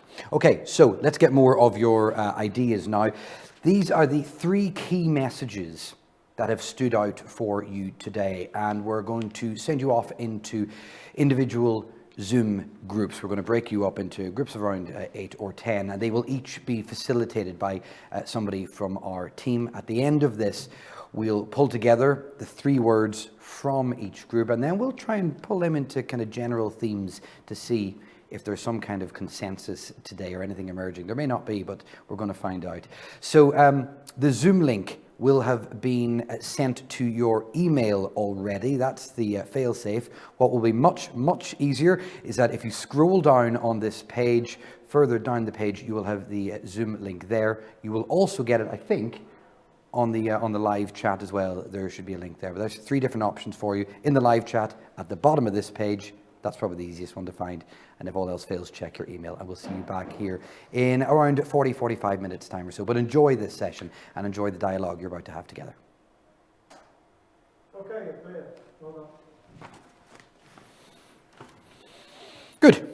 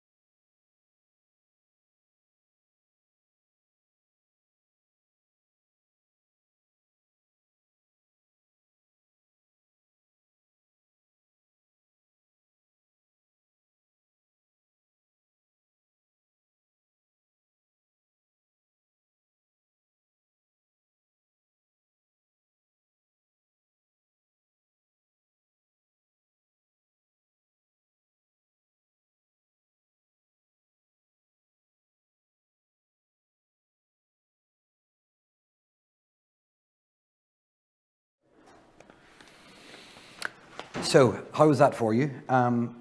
We're going to collate all the thoughts that were discussed and decided upon within those sessions, and we'll bring them to you very shortly. We thought, though, it might be a good opportunity, before we do anything else, though, to share some of the photographs that you've been sending in. Now, I know some people have said, how do I send it in? Do it on Twitter. That's the best way. If you just use the hashtag #BuildTheBestCulture, then our team will spot the photos, and if we don't get time to show them today, then we will show them tomorrow. And they're really useful just to see where you're joining us from, because we're talking about going into communities and going into our local areas and having dialogues there. So it's nice to get a sense for where they are. Let's take a look at some of them now. This is Lisa. We heard from her earlier. We thought we'd start by revealing where we are talking to you from this morning. This is Bryson HQ on the banks of the Lagan, looking splendid, I think you'll agree, in the sunshine. Today, that's looking downriver towards Lisburn. Beautiful morning indeed. Let's move on. This is lovely. Caroline, thanks for sending this in. Spotted on my walk. Great thought-provoking event. Thanks for that.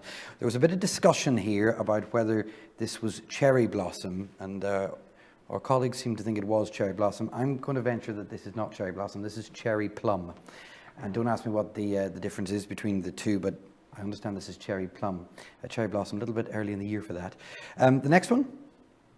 Lorraine, who's also here at Bryson HQ. I really like this. This is, of course, a glider bus crossing the Albert Bridge here in Belfast. And this reminds me essentially of the people that we are talking about today, isn't it? It's kind of real people going about their lives in Northern Ireland of an average Wednesday on the glider bus.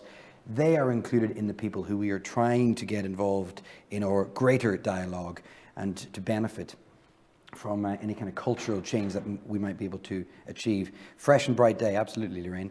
The next one. This is lovely from Jerry, a short walk from my office. I really should go outside much more often. Thank you to Carol. You really should go outside more often. My knowledge of parks in Northern Ireland isn't good enough to identify that, but that sky is lovely. Finally, Jermid, thank you. We're reliably informed these are Donegal daffodils. I'm not sure what difference that makes, but they're absolutely lovely. I was walking in the Ormeau Park this morning. It's a sea of daffodils this time of year. So thanks for all of them. Hashtag #BuildTheBestCulture. That's how to get it on Twitter. And if we don't get time to include some today, we will do them tomorrow. Our team here is still collating the thoughts from your Zoom discussions. We will bring that to you very shortly. But first, we want to put front and centre now some of the participants in these dialogues about race and ethnicity. You're going to hear from Gina and Monica now in a discussion with Carol and Yulia from our team here. And they'll give you their reflections on what these dialogues meant to them and, more importantly, what they left thinking after the discussions. Hello, Gina. I'm really happy to have you here with us today. I'm going to ask you a few questions. Okay. First, if you could tell us a little bit about yourself, and then if you could, from what you recall from your experience with our project, if you could give us an idea about how you think that project influenced your thinking about communities that make up Northern Ireland. Okay. My name's Gina Tohill. I'm 63-year-old housewife, mother to 5, grandmother to 9 grandchildren. I attended Victims and Survivors Trust at Hannistown Village on the Glen Road, Belfast, due to being on the receiving end of different acts of violence from the onset of the Troubles. Different things happened over different periods of time, and that rendered me able to be a service user. During the time I've been at FAST, I was able to avail of the services of Tides and the cultural that Julia run for us, and I found them very beneficial. I found it very easy to slot in, and I also got a great understanding and a great outlook on other cultures and how we as a general public in Northern Ireland should be trying to get people to feel comfortable when they come here to live from especially war-torn countries, as we had war in our country for over 40 years. Now, so reflecting back on that time and on also what you're talking about now in terms of community, the community mix in Northern Ireland, what would be your vision for a future in Northern Ireland? I think if Northern Ireland really need to look at themselves. They need to open up more. They need to be more open-minded to respect and share equals across the board with everyone, not just the Northern Irish people from everywhere. And where I live at the minute, there is some families, there's Syrian families, there's families from India who live local beside us, and their children and them themselves are an absolute pleasure to meet and to greet on the street. And you're telling me how you have enjoyed the approach that we use in our courses and in the DARE program. And you were talking about the learning. Can you tell us a little bit more about this approach and what worked for you? Well, again, I have to say I got an awful lot from it. And it made you look and respect other cultures. I class myself as being Irish, so I'm from Northern Ireland, but I mean, first of all, I'd say I'm an Irish woman. But I mean, if we go back to the famine years, we, the Irish, had to immigrate and go out to the likes of America and rebuild out there and redo. So why can we not welcome people into our country and let us be an open country for all and an open people for all? You know, I think so much could be gained. I really appreciate your insights, Gina. Thank you so much. This was brilliant. I wish we had more time to chat. Monica, thank you for allowing us to have a chat with you and to ask you some questions. Can you tell me how you think being involved in DARE has changed how you think about the communities that make up Northern Ireland? I can see through DARE a big change for myself, because I meet people which one explain me more about the country, about the culture, about anything what's going on here, any problem, and was good opportunity for me to tell a story from my country, so people will more understand us, why we came here, why we here, who we are, and what we actually doing in Northern Ireland. So was fantastic to meet all of them people was join the program and just listen to stories and share the story. I come from a very small village, so my story is a very long story. Like a smaller village than Ballycastle, nobody speak English, and I came to Northern Ireland with no English as well. So reflecting on your experience with DARE, what would you do, or what maybe are you already doing to contribute to building a prosperous, compassionate and peaceful society in Northern Ireland?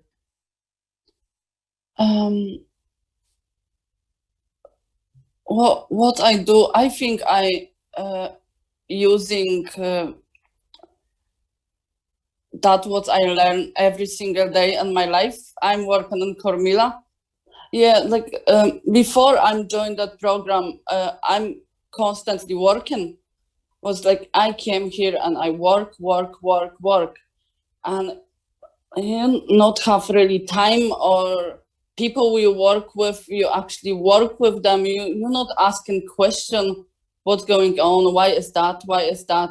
So programs like that definitely help to like breaking barriers between people. It's fantastic, I think. And is there anything you would like to say about the DARE approach? I think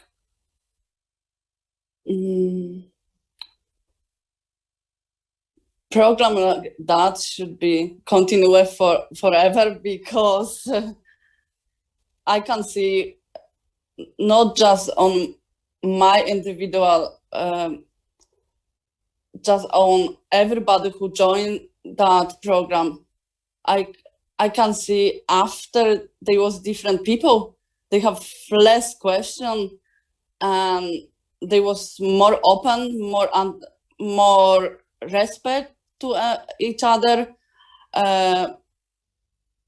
more understand different culture. So I think definitely if something work and help and can help the others, I think it's fantastic and should be forever. So thank you for being a participant on the Dare to Lead Change program. Thanks very much to have me. It was really, really great time, and I hope I can be involved with more courses like that. It was definitely something what everybody needs. Thank you to Gina, to Monica, to you, Julia, and to Carol. Paddy wins on the comments today so far, I think. He says, love the photo of the bridge, as DARE is just that, a bridge building between cultures. We see what you did there, Paddy, thank you. There's loads of other comments coming in. Again, if you want to add yours, throw in a question, you can do. It's the Ask a Question tab, which is just below this window. Please do get involved. Christine Turner says, how can the various churches and political parties be persuaded to talk about integrated education so that the laying of the foundations of real integration within our communities can take place? Think of our young. Khalid has messaged as well to say the political role, or the role of politicians, was a negative one in the development and flourishing of cultural diversity in Northern Ireland. He says social cultural challenges in Northern Ireland still exist. And Salwa asks, is there a special cultural policy document for Northern Ireland? I've done you a good turn, Salwa. I tried to get an answer for you on this before we came back. It will probably fall under the Programme for Government at the moment. Specifically, there's TBUC, which is the Together Building United Communities project. That's a framework that gives funding, helps conversations to happen. Traditionally, that has been associated with the green and orange issues, but there is also a racial equality strategy in place as well. We'll leave it up to you to decide how successful you think they are. Let's get some thoughts on the breakout groups at the minute. You were meeting, I think there was around 6 groups meeting. I'm waiting for this to be updated. There were around 6 groups meeting on Zoom, around 8 to 10 in each group. And we know that we asked you to come back with 3 key messages from the day so far. And what we've been attempting to do is try to kind of pull them into themes. One of those themes is integration. Integration and inclusion came up again and again. And what's interesting about the conversations that were had is that everyone was saying that this needed to be intergenerational. We hear so much about younger people and schools that's come up. But those of us who are a little bit older than that, and again, older still, surely there is a role to play, and the leadership that older generations show to younger generations. I think all too often we go, it's the kids, we've got to sort the kids out. Maybe it starts closer to home than that. Different voices make the society rich, and these voices need to be heard up to the higher levels as well. I assume you mean our political entities in Northern Ireland, in fact, all over these islands. On the issue of integration and inclusion, this one says, we have prejudice and we need to start with ourselves. I suppose that picks up on what we were saying about not just blaming younger people, but on the issue of younger people, it says, how do we share the learning from today with young people to move learning forward? I'm glad that's come up, because tomorrow we're going to be crossing to Leeds. That's exactly the kind of work that they've been doing. in the north of England, and they have had some extraordinary results there. It's really practical, tangible stuff that they'll be talking about from Leeds. So we hope that that will give you maybe fresh thinking and certainly some tools. On the issue of culture, which has come up so much today, it said, is there a special cultural policy document for Northern Ireland? Creating compassion so we can bring groups together to tell their stories. I think what's really interesting about that is that it uses that word in a very general sense, and what Organ Co was saying earlier in the day, and what we've been trying to get our heads around is what do we mean by culture? How is that different to tradition? And in Northern Ireland, what culture are you talking about? We've got our fair share of them. On culture, how do we move from a competitive style conversation to an inclusive one? I think this was referred to by one of the groups earlier as a zero-sum psychology. It's kind of, well, if I'm going to get it, are you going to get it? It says culture is important. Northern Ireland is an insular society. The more exposure there is, the better understanding. It is coming together in diversity and acting as one. That's the dream. Another one here, the importance of language. Where does culture end and tradition begin? The lines are blurred. How do we place the discussion within the majority and / the minority dynamics? I think that's a really, really good point. Thank you. Keep them coming. It's the Ask the Question tab at the bottom of the screen, but that's really useful. And that's not just an exercise to entertain you today. All that information, both what we've collated and the themes we pulled out, but the individual comments that were made during these Zoom sessions is going to feed into the work, not just of the DARE team, but specifically Tides as well. I know that they were very interested to see what you had to say. So thank you for that, and you can keep them coming. Now, on the issue of where you're joining us from today, you sent lots of lovely pictures from Northern Ireland, some of them slightly beyond Northern Ireland, but how about this for a location? We're going to cross to the south coast of Tenerife and speak to someone who has been hosting sessions as part of the DARE project, and she's on the line now. Melinda DeMott, a very, very good morning to you. Before we do anything else, just show us where you are. Show us your view this morning, because to use common parlance, it's a humdinger. Let's see it. Okay, good morning, good afternoon, everybody. This is where I am on the island of Tenerife. How about that? And this is my view, and this is my way of waking up and looking at beauty.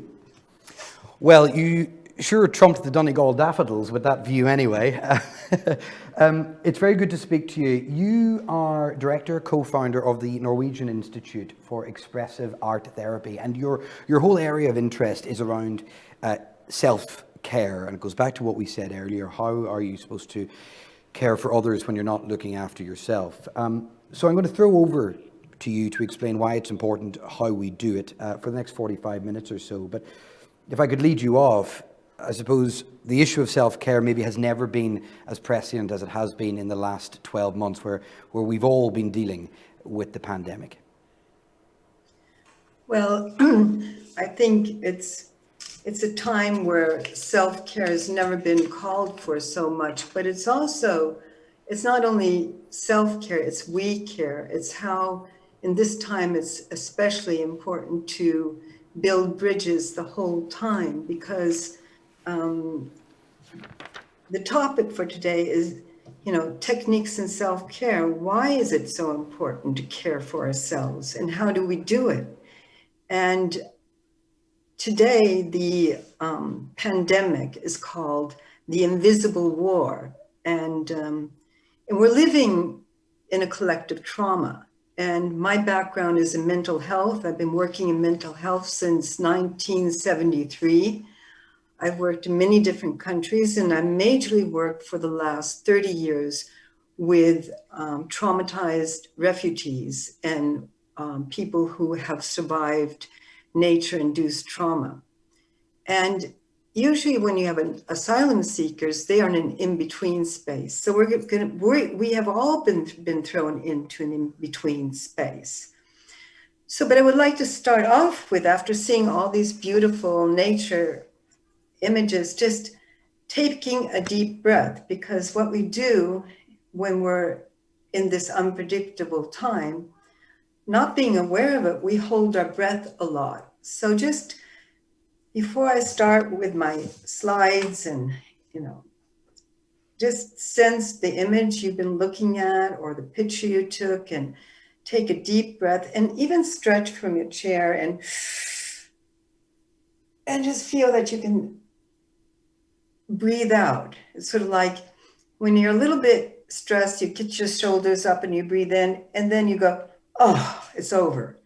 So just sense that you can let the chair, whatever you're sitting on, hold you, and just sense your breathing through these 40 minutes that I'm going to be talking, and sense when you breathe out and you're just being calm, and when does something I say maybe trigger you or make you aware, and then be sure to take another breath and then let go.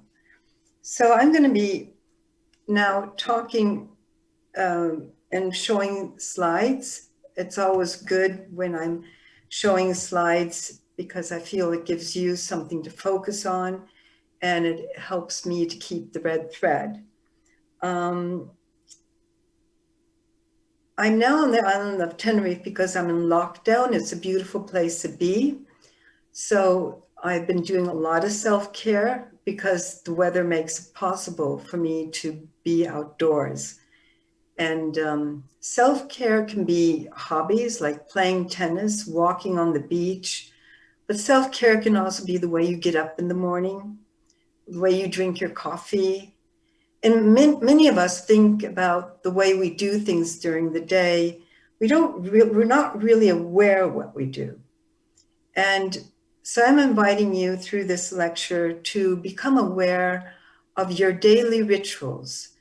And many of you call it routines, but let's say if we lift it and make it to daily rituals, that you make it something special. It could be that you, for example, light a candle when you're eating your breakfast. That makes it to something different. So I'm going to now go to share screen.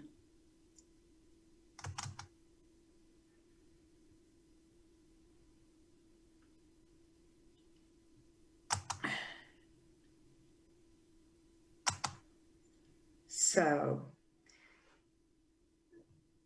going back to our title for today, Techniques in Self-Care.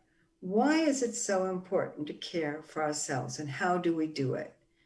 Okay, so Expressive Arts, as I was introduced, I'm the leader and the co-founder of the Norwegian Institute for Expressive Arts.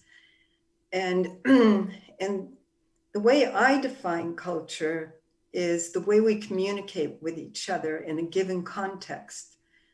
And so we don't only communicate with our words, but we communicate with the way we dress, the music we listen to, what we eat during the day, and how do we decorate our rooms, and with what? And what in the theory of expressive arts, what we try to do is to enhance our spontaneity every day and expand our range of play. Playing meaning the way you are in the world, so that instead of just sitting in your room and being very uptight and feeling that while you're in lockdown that you can't do anything, you can actually expand your body, take deep breaths, and look around the way Carol invited us to look around for what gives you energy and what calms you down. So you have a choice. And we call this expanding your range of play. Play with your room. Play with what you're looking at, what you're hearing, what you're seeing, what you're eating. So today, the time we're living in is defined as a collective trauma, something that is unpredictable, and it is an invisible war. We don't know who it's going to strike, who it's going to hit, when, and where.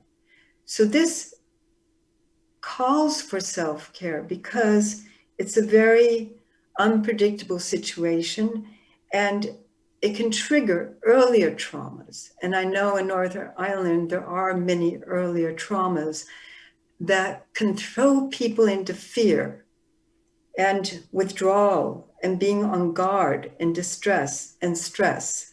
So holding one's breath.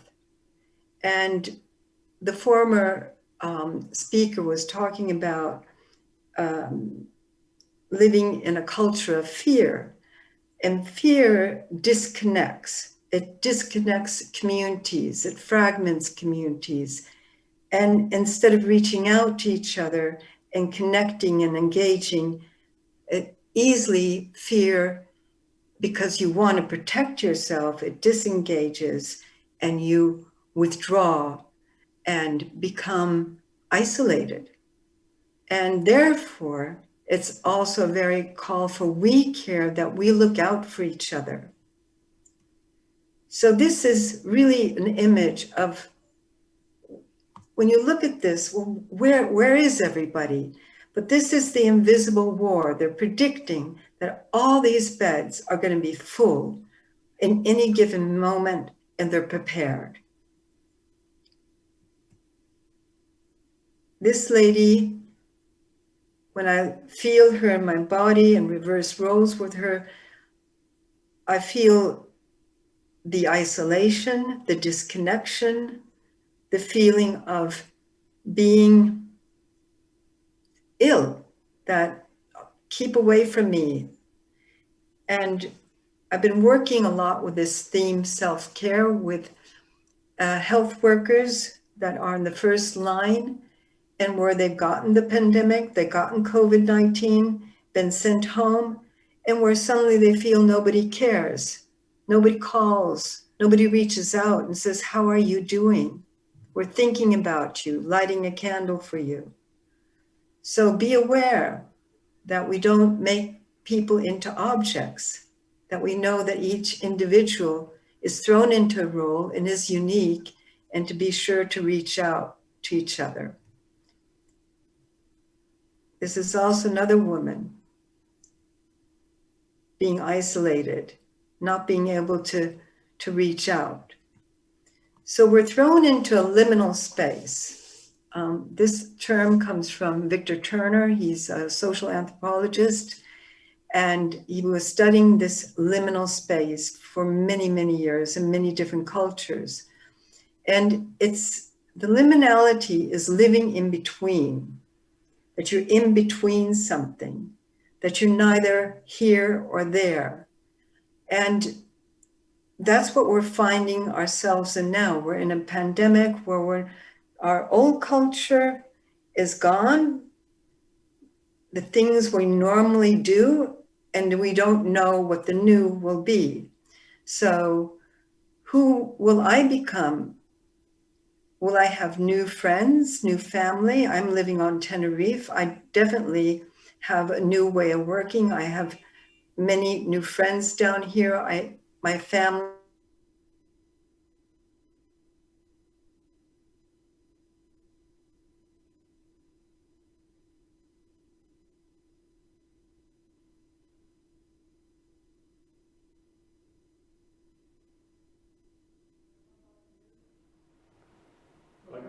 Yep.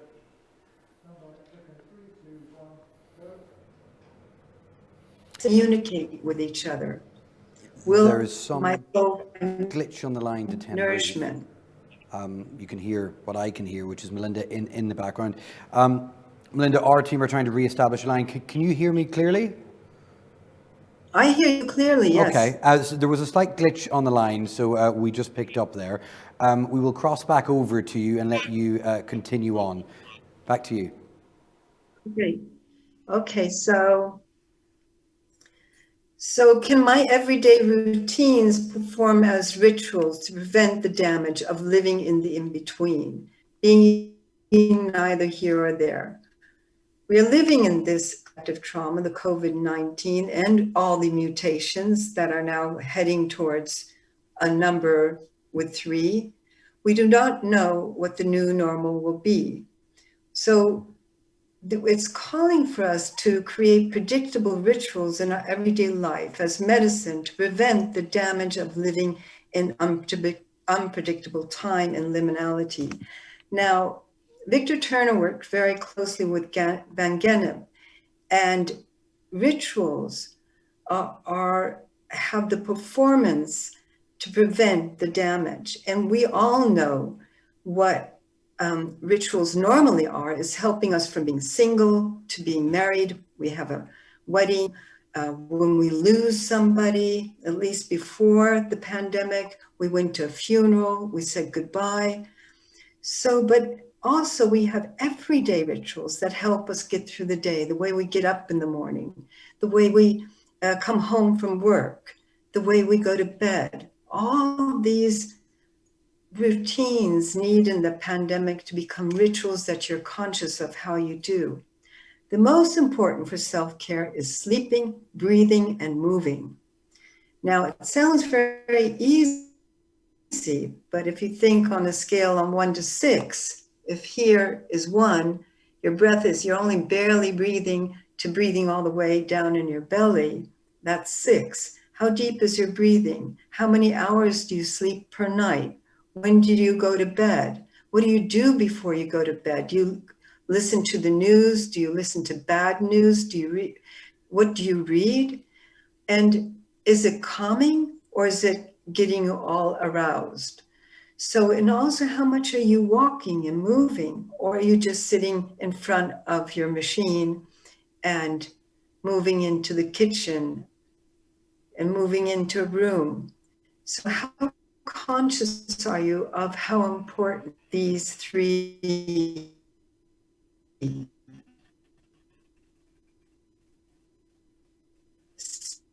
simple but very difficult practices are? So like Carol said, what you look, what you listen to, what you eat, and how and you move. Now, what is the when we get stressed and when fear comes in, we tend to look for danger, we tend to look for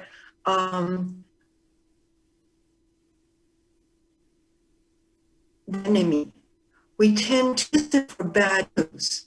So senses tend to get locked to negative images.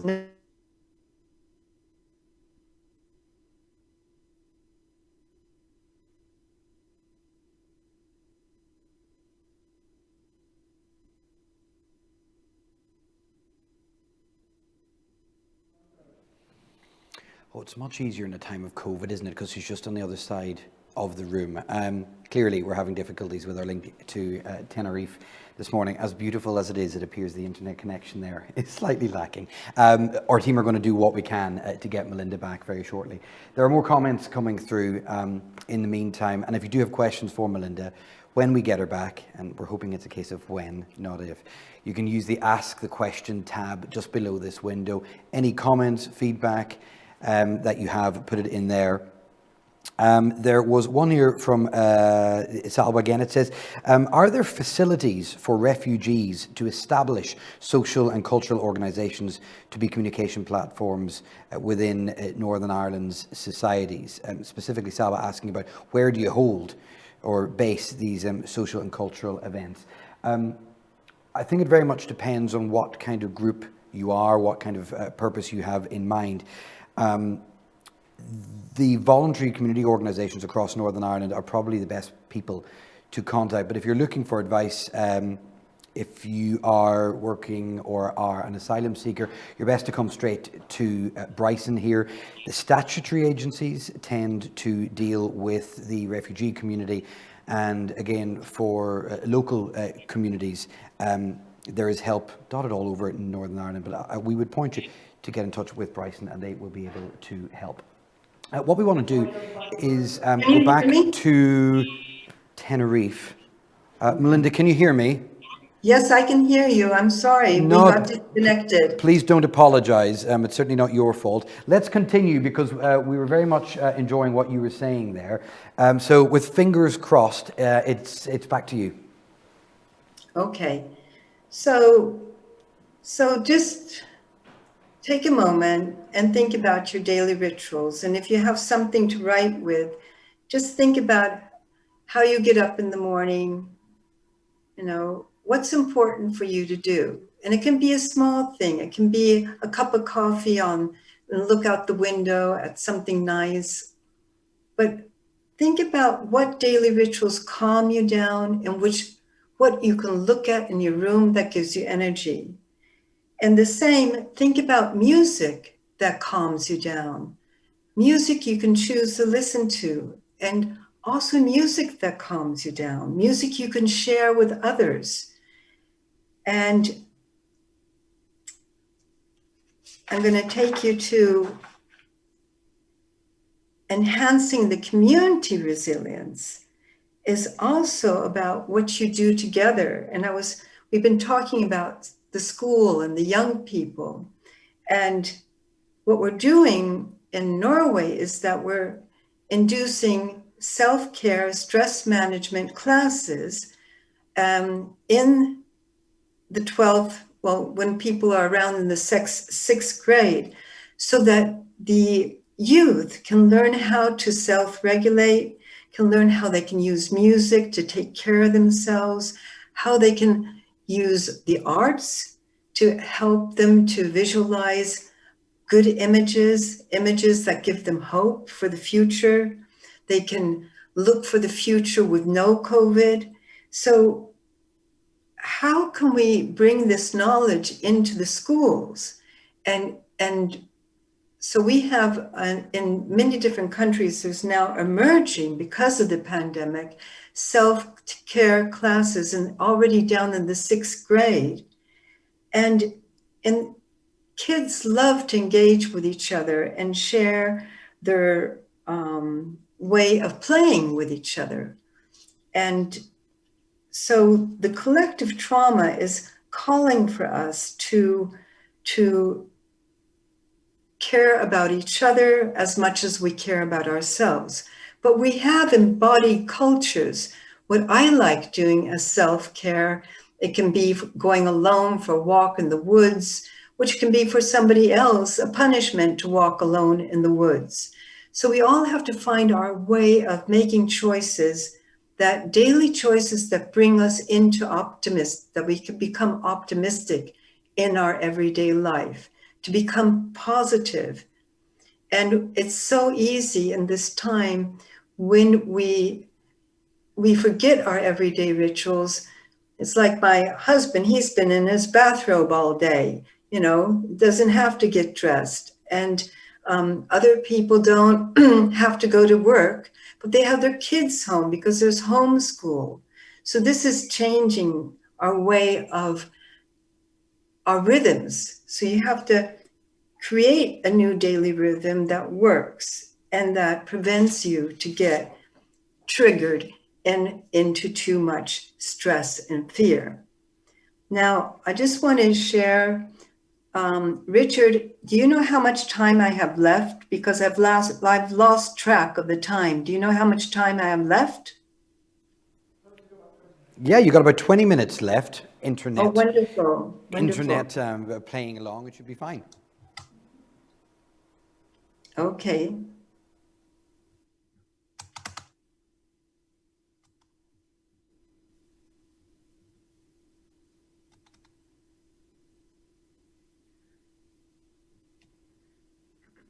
So intermodal expressive arts, all art expressions are intermodals. We move between image, it can be visual, but in the image we can hear sound, there can be movement, there could be drama in it, and there can be the ground for a film. So it's important that we use all our senses and that they're flexible in this time and don't get locked to negative images and the information of bad news. During the pandemic in Norway, people came outdoors at 7 o'clock every evening, and here you see outside an old home, a musician came and played music. And there was a lot of creativity in the common space, bringing people together. That was we care. And the time is calling for this to continue, to have spaces in the community where we can come together and get out of isolation. The withdrawal and the isolation that has been happening slowly has also done that many people feel more tired and disengaged. Oh, I thought I was going to write a book during the pandemic. I was so excited. Now I've lost my interest.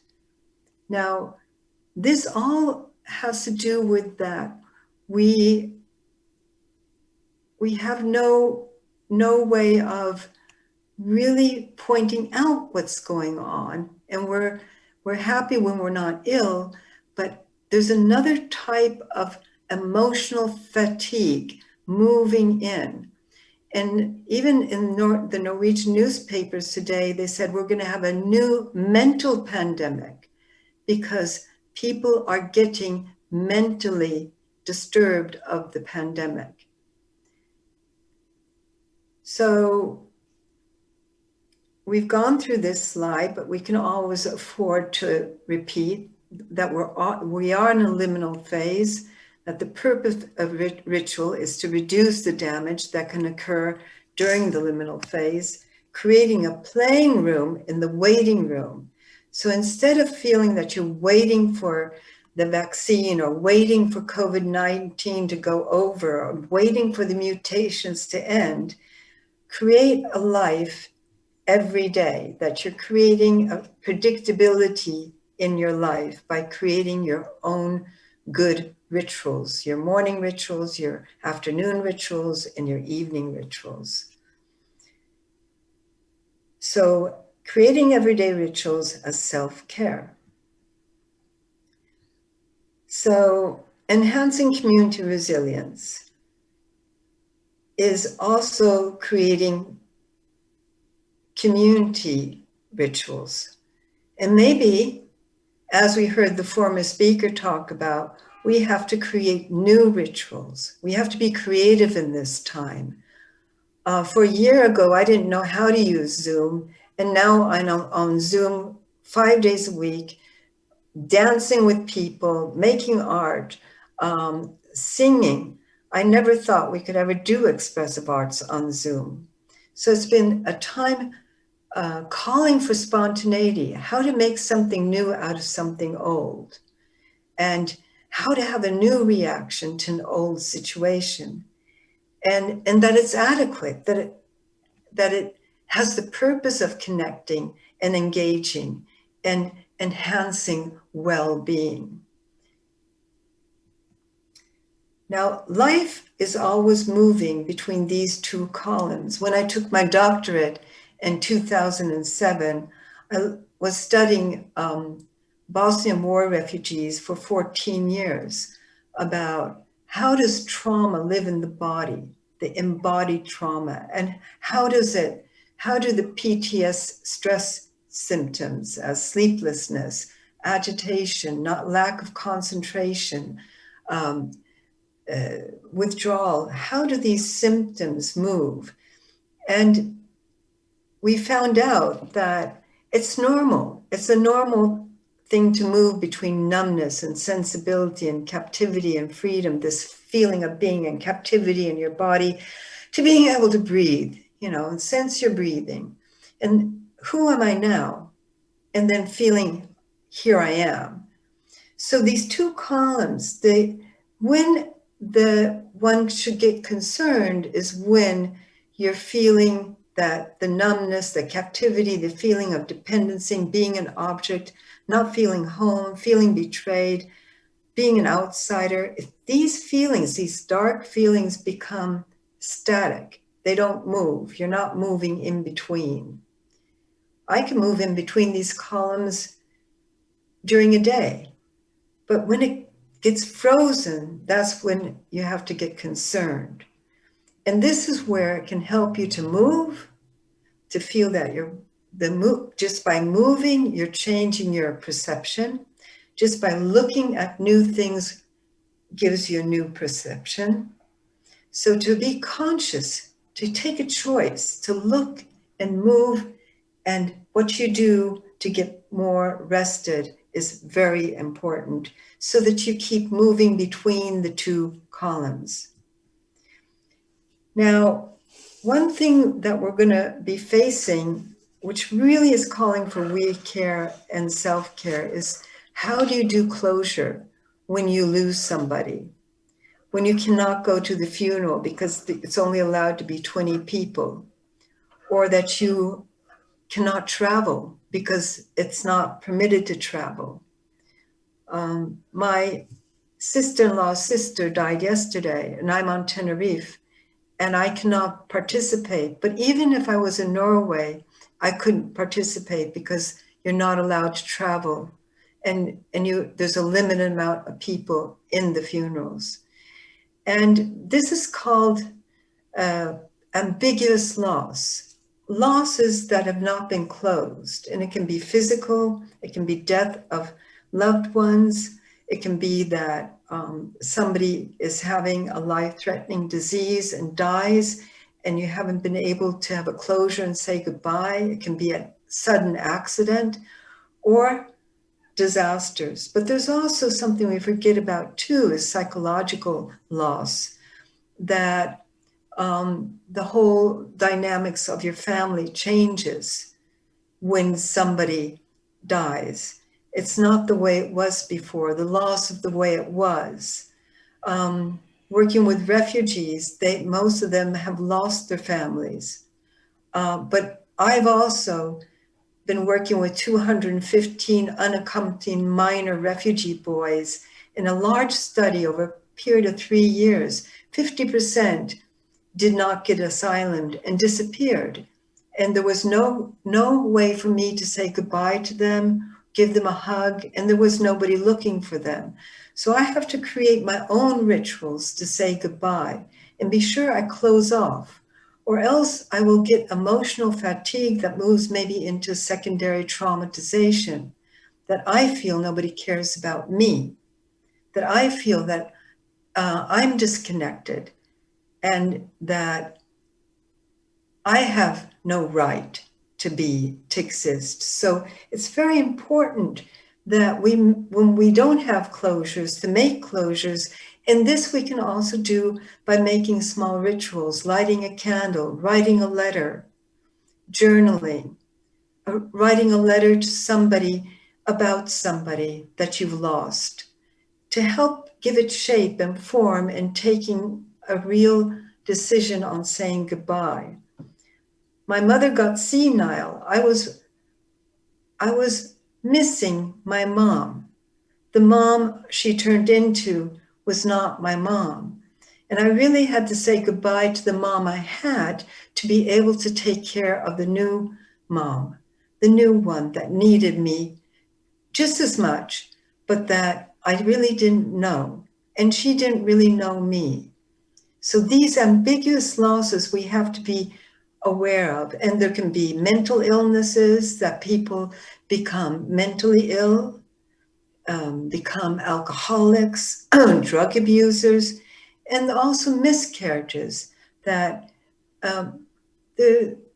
today when women lose babies, there's very seldom that there's any offer to have a funeral or say goodbye. And you can feel it in your embodied loss. So spontaneity training is doing something new in a new way, doing something old in a new way, or creating something new out of something old. So look around in your room, and maybe when you look at it now, you can look for something that gives you energy, and then you can turn your head and look for something that calms you down. I have a little picture here that I look at when I want to be calmed down, and it's of a lighthouse. And that makes me breathe, and I feel there's light and there's hope in the future. And then I have this wonderful stone that looks like the ocean, and it gives me energy. So small things, they before they were just a picture in a stone. And then after I began to do these self-care groups, they got a whole new meaning. So you can it's like looking at a cartoon. You can animate your world.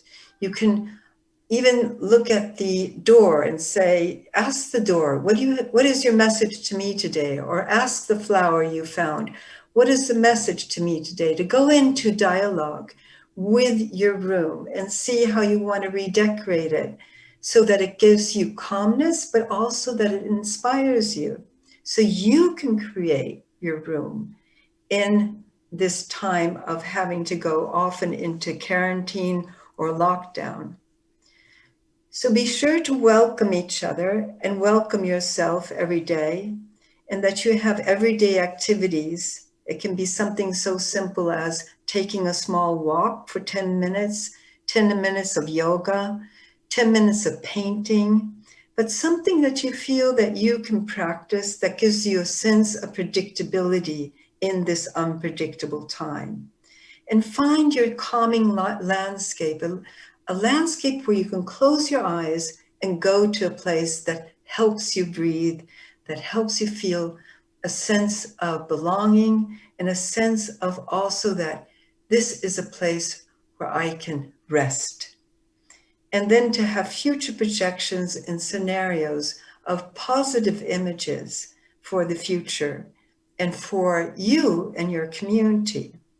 And I put power animal down here because in Norway, we have one of our most known skiers.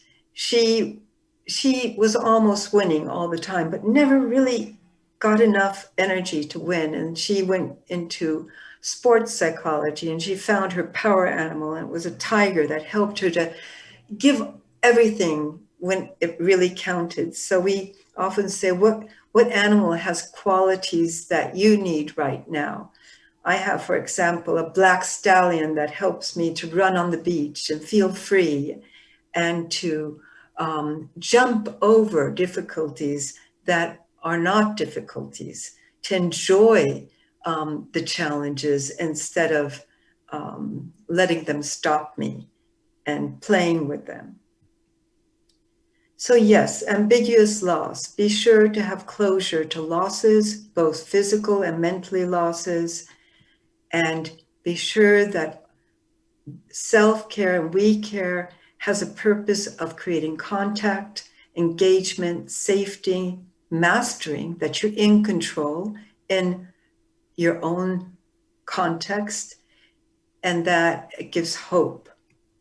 So exit groups that focus on this is exit. We've made a manual with the arts. It's a 10-session exit group leader training that we have going in Malta and Norway and Germany, and maybe even in Northern Ireland in the future, that these exit groups can be perfect for youth to have in school, to learn about stress mastering and also self-care and we care. And that would prepare them for the future. And it also would be palliative for mental health, that they would be in the salutogenesis perspective of life, focusing on what's healthy, what gives me health, and to not go to pathology and focus on illness. We have to focus on health so that we take control over making healthy communities. So, thank you very much. Melinda, thank you for that. There's lots that I'd like to talk to you about based on what you've said. Can we go right back to the beginning, if you don't mind first? And you said a lot of the work that you have done was in the aftermath of trauma caused by the natural world. And very often the trauma that has come up in the dialogue that we're concerned with has been trauma caused by fellow woman and man. Do you see a difference in how they affect people or how they play out? Well, today the discourse is that it's not that easy to separate. So nature-induced trauma is usually caused by fellow man.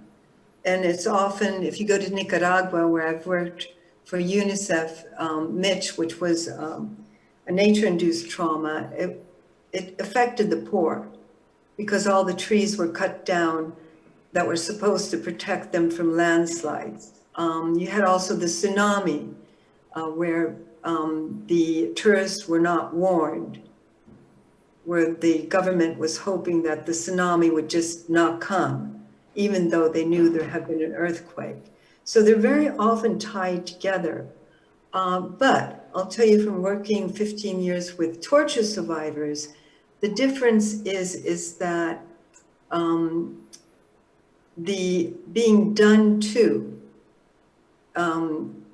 and it often, and also working with Bosnian war survivors, it's often your friend who tortures you in war. It's somebody you know. It's somebody who is, and everybody thinks about the enemy as being way far away, but often the enemy is somebody you know. And that does that that you live in a black hole because you don't trust anybody. And the purpose of war and torture is that you're never going to trust anybody again, so that you live in isolation and loneliness and will never have any influence on your community, and that you will live in fear the rest of your life without having a voice and without having any influence. And that, I will say, is why we work so much with finding your voice, standing up for yourself. I've made 3 documentary films with refugees so that they find their voice and that they can tell the communities where they live, but also the countries where they've moved, what they've been through, so that they have a voice and that they are not put to silence. So breaking the silence is really important when you've gone through. And testimony, sharing, not only with words, but art. Through art, many people don't have words when they've been traumatized.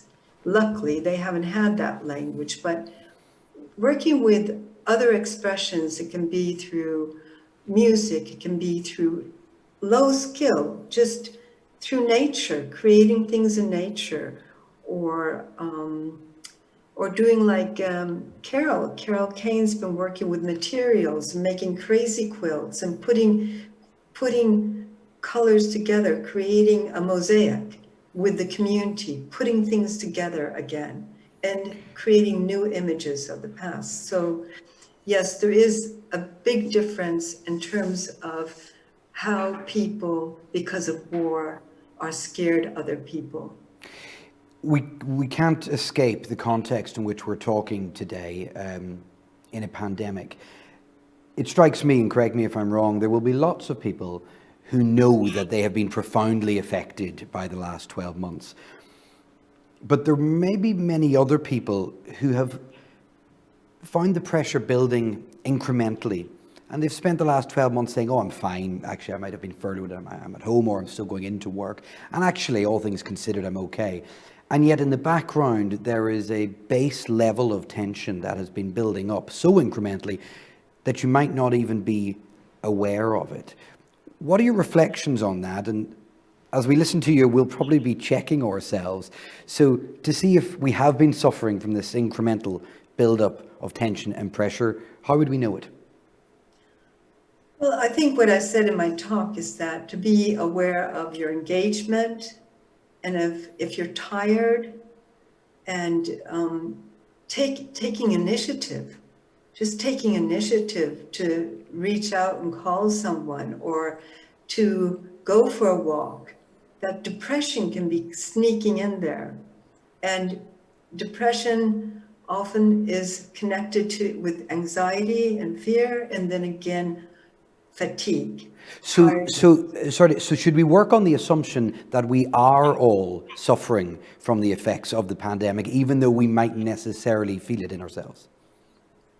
Well, I would definitely say that you have to check up on your everyday rituals. Now, if you, for example, we have something called watchful waiting.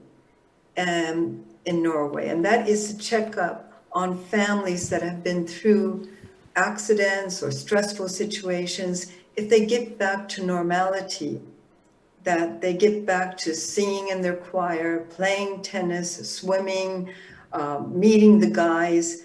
But if they don't get back into that common space of connecting again, then you have to be, there's a red light going. But you don't wait for red light. Be aware of your community and your neighbors and to reach out and see how they're doing. I can see in my community that we're trying to share with each other, but it's really hard for people to know. But if you can point it out, how do you get up? You know, it's like I shared, my husband walks around in his bathrobe all day long. So I have to say, okay, let's go and play tennis. So we're playing tennis now every day to make a break, to do something different. And I think this is how you can point it out, is to check yourself every day and to be sure that you're making predictable rhythms during the day in this unpredictable time, so that you feel a sense of control. It's very important.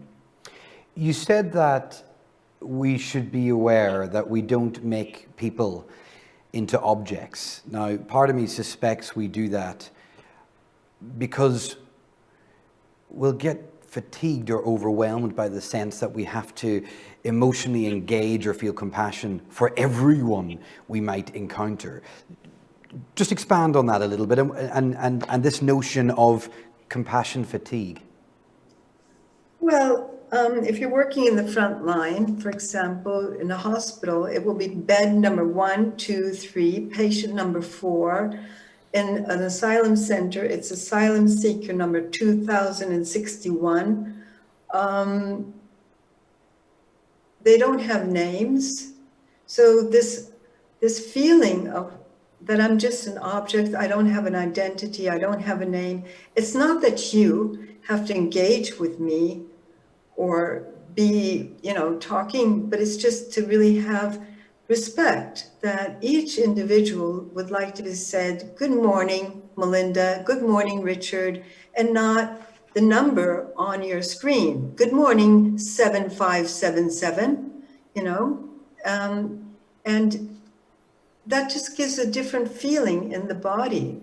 And we have an embodied culture of what it means to be received and what it means to be rejected or made into something that we can dispose of, But does that come with a risk? I'm mindful of firefighters who, in my experience as a journalist interviewing them, have come in recent years to use a horrible expression when talking about a victim who's died in a fire.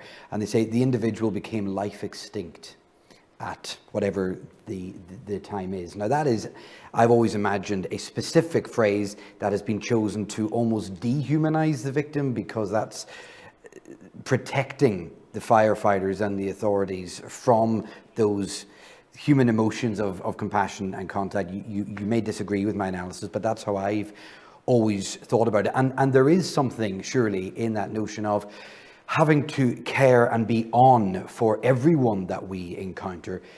It becomes fatiguing in itself. Yeah, but I think distancing yourself is healthy. It's how you distance yourself. And emotional fatigue is really somebody who doesn't know how to go home again, that you bring your clients home with you, that you don't have a bridge. So, if a nurse goes home, she takes off her white uniform and she makes a transition, and healthy nurse leaves the patients in the hospital and goes home and doesn't bring them home with her. Now, I was talking the other day about, this is the same with if you're a nurse or if you're working in an asylum center. There's something about being professional that you help people to become independent. You're not taking over. And sometimes, it depends if you're a firefighter. I'm sure firefighters, they talk different between themselves. Maybe you're there and you're hearing how they're distancing themselves to be able to not get emotional fatigue. But I'm sure that firefighters that come to me in therapy, many of them have to have some working through, because some of them have seen things that they can't deny, and some have heard things that they cannot deny. And it's the same with people that the PTSD symptoms came from Vietnam War veterans. So the post-traumatic stress syndrome, it came in 1981 because of Vietnam veterans that didn't get Social Security. And they were supposed to be professional and distance themselves, but they couldn't. It just, the images kept on following them. So instead of thinking you can deny what you've been through, you have to be aware that helpers are not machines. They have feelings, and that many professions need to have supervision and have care for the helpers. Over the last 3 years, the over 2,500 people who've taken part in this project have been challenged. They've been dared to lead change.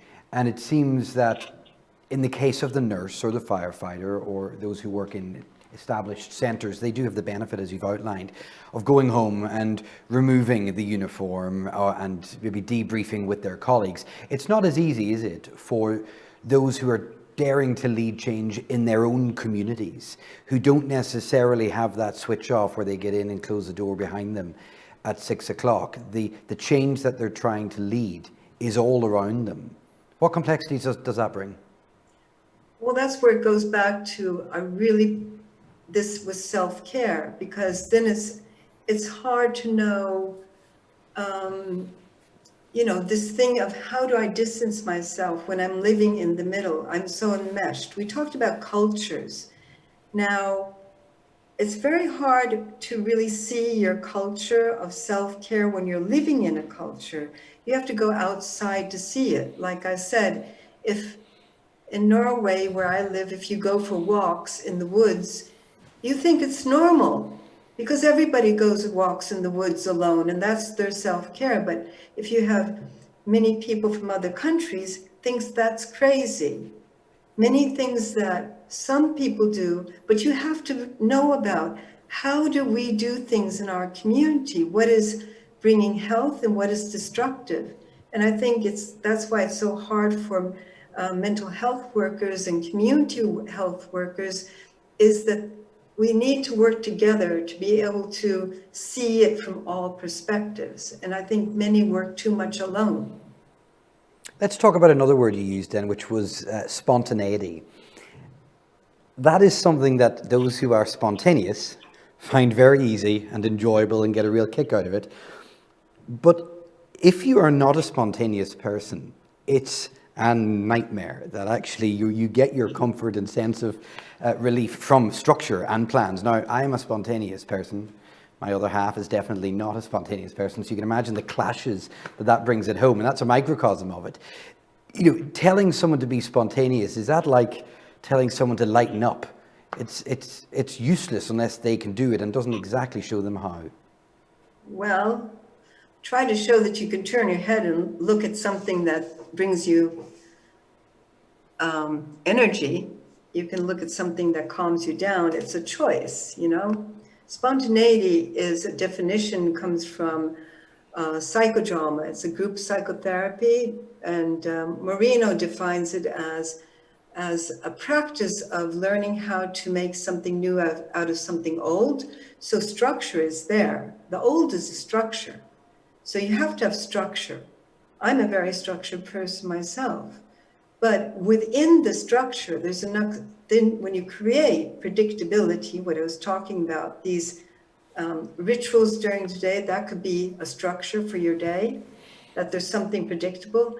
Then it brings safety about, and safety calls then for that you can play with things. So I think it's the opposite. I think that many people don't have to be action oriented to be spontaneous. It can also be a mind. You're creative in your mind. Well, it's more than that, though, isn't it? All over the place. It's more than that. Surely people have to find a joy in spontaneity. And I'm just wondering, for those who are listening to you and might aspire towards it, but actually find being spontaneous really uncomfortable, what's your advice to them? How do you bridge that gap, make them feel more comfortable? They might even get a kick out of it. I think we're back into defining the word culture. I think my way of defining spontaneity is more, how do you make your bread during the day, or how do you make your bed, or how do you write your letter? It's how you do it, and it's with a sense of being connected and being engaged from what you do. So the spontaneity I'm talking about is the energy that helps you to connect, to be engaged, and to not isolate yourself. If you're listening to this and you want to throw a quick question to Melinda, by all means do. It's the Ask the Question tab beneath the screen. My final question to you, Melinda, is what do you do with anger? Play tennis. Move to Tenerife and play tennis. Is that it? Is it purely in the realms of moving, getting physical with it all? You can sing. I think singing is very important to release the tension. Anything that can release tension. It can be yoga. It can be dancing, going dancing. It can be different folks need different strokes, but I definitely believe that during this time, if you feel bottled up, if you feel you're tense, and to find some sort of release and something you can do. And a lot of people, the most normal thing in Norway is walking. So a lot of people go for long walks and walk it off. And other people have talks. Melinda, it's been a real pleasure talking to you. I know we're going to connect again tomorrow to expand on some of these themes, and our focus has been today and will certainly be again tomorrow, giving kind of practical advice, really helping people take all this home. But our very best to you in Tenerife. Thank you very much for that. Thank you. All the best. Thank you. Melinda Ashley Mayer de Motts. And as I say, she'll be back with us again tomorrow. You can respond to anything that you're hearing during today and indeed tomorrow by that link, the Ask the Questions beneath this frame. What we want to do though now is we're kind of cruising towards an end of day one. But what I want to do is again remind us of some of the participants who have been taking part in the dialogues about race and equality. Again, they were happening all over Northern Ireland and the border counties as well. I know specifically there was one in Letterkenny. They were in big halls and little halls with people who've taken part in these things before and never done it before. And all of that information has been feeding into the dialogue. So have a listen to this, some more of the thoughts from those who were there. Considering your experience in DARE, what would you do to contribute to building a prosperous, compassionate and peaceful society in Northern Ireland? What might your contribution be to that? Okay, first of all, we can't forget we are starting our program or this training in hard time. Yeah, because COVID and coronavirus left everything. Just we can attach with each other by online, by Zoom application. This is very hard. But if you, any person or any family stay up by itself and isolation and the community, we can't know anything. Maybe Carol, from 1 year when we start our training, I don't know a little bit about Northern Ireland community here. But when we say and exchange between the conversation between the other, you know more on Arabic community, a Muslim community, behaved community, how we are thinking in our country, how the culture and the traditional between us. Yes, I need to more training, more conversation, more acting. More sharing between the others. I think this is something wrong. When I was in Syria, when I follow up the news or media, there's something wrong. The media give a wrong view about the Arabic community or Muslim community, like we are we are a terrorist or we wanted to get everyone. We destroyed the world. This is not true. No. You don't know who we. You want to know just to speak, just we Yeah. sharing, just we make interview with other, just we make trading, help other, supported other. After that, can you speak about myself or by my community or by my what Yes. you believe? That's great. Thank you, Carol. And thank you for speaking to me this afternoon and for your contribution. So, reflecting on your experience with DARE, what do you think you'd like to contribute to building a more compassionate and peaceful society in Northern Ireland? Well, as I say, most of the work that I do is doing that, and it's to be totally honest, it's getting other people and the people that I got into that, just changing sometimes their perspectives and their point of view on people, because if people that live in the areas where I sort of got the participants from, the only time they would have any sort of, or even, it's not even contact, it would be on social media, newspapers or news. So if they seen anything about Muslims, it was usually a link to ISIS. If they seen something on the Catholic, it was probably linked to either politics or sectarianism or something like that. Whereas I wanted them to see something different.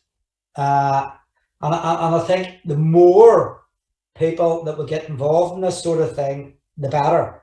Because a lot of people live in their own wee bubbles, in their own wee areas. And I know bubbles is starting to be the word now because of the pandemic. But people have lived in bubbles in this country for a long, long time. And I think that they do need to get out of their bubbles more. Yeah, very true. Thank you, Trevor. Is there anything about the DARE approach that you'd like to comment on? Well, one of the good ones, one of the highlights that I thought was when you said that you were thinking about bringing a Muslim lady to the class, and I could actually physically see some of them stiffening up and going, shit, what? Because I knew what was in their head and what they were thinking and what they were expecting. I near fell off the chair the following week when Rehab walked in through the door. I seen the fellas all sitting up in their chairs, listening intently, because they were expecting someone to walk in with probably a hijab on and a certain way about them. When Rehab walked in, they noticed, they went, oh, that, you could see it in their faces. They were saying, that wasn't what I was expecting.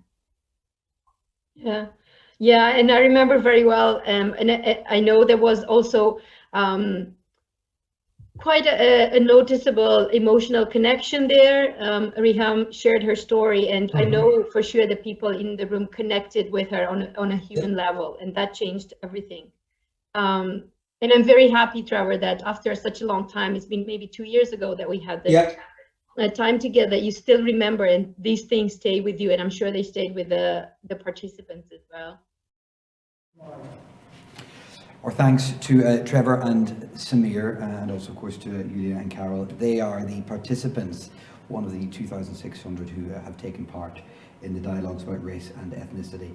I think I incorrectly called it race and equality, and they've sent in the boss to give me a hard time about it. my apologies. This is Joe Marley. Joe is Director of Bryson Care. And to finish up today, I was interested to get your thoughts, not just on what we've heard today, but your reflections of what the last 3 years have been like. And my first question, Joe, is have we ended up where you'd hoped we would have ended up? I think so, Declan. I think we've ended up at the end of something, but at the beginning of something else.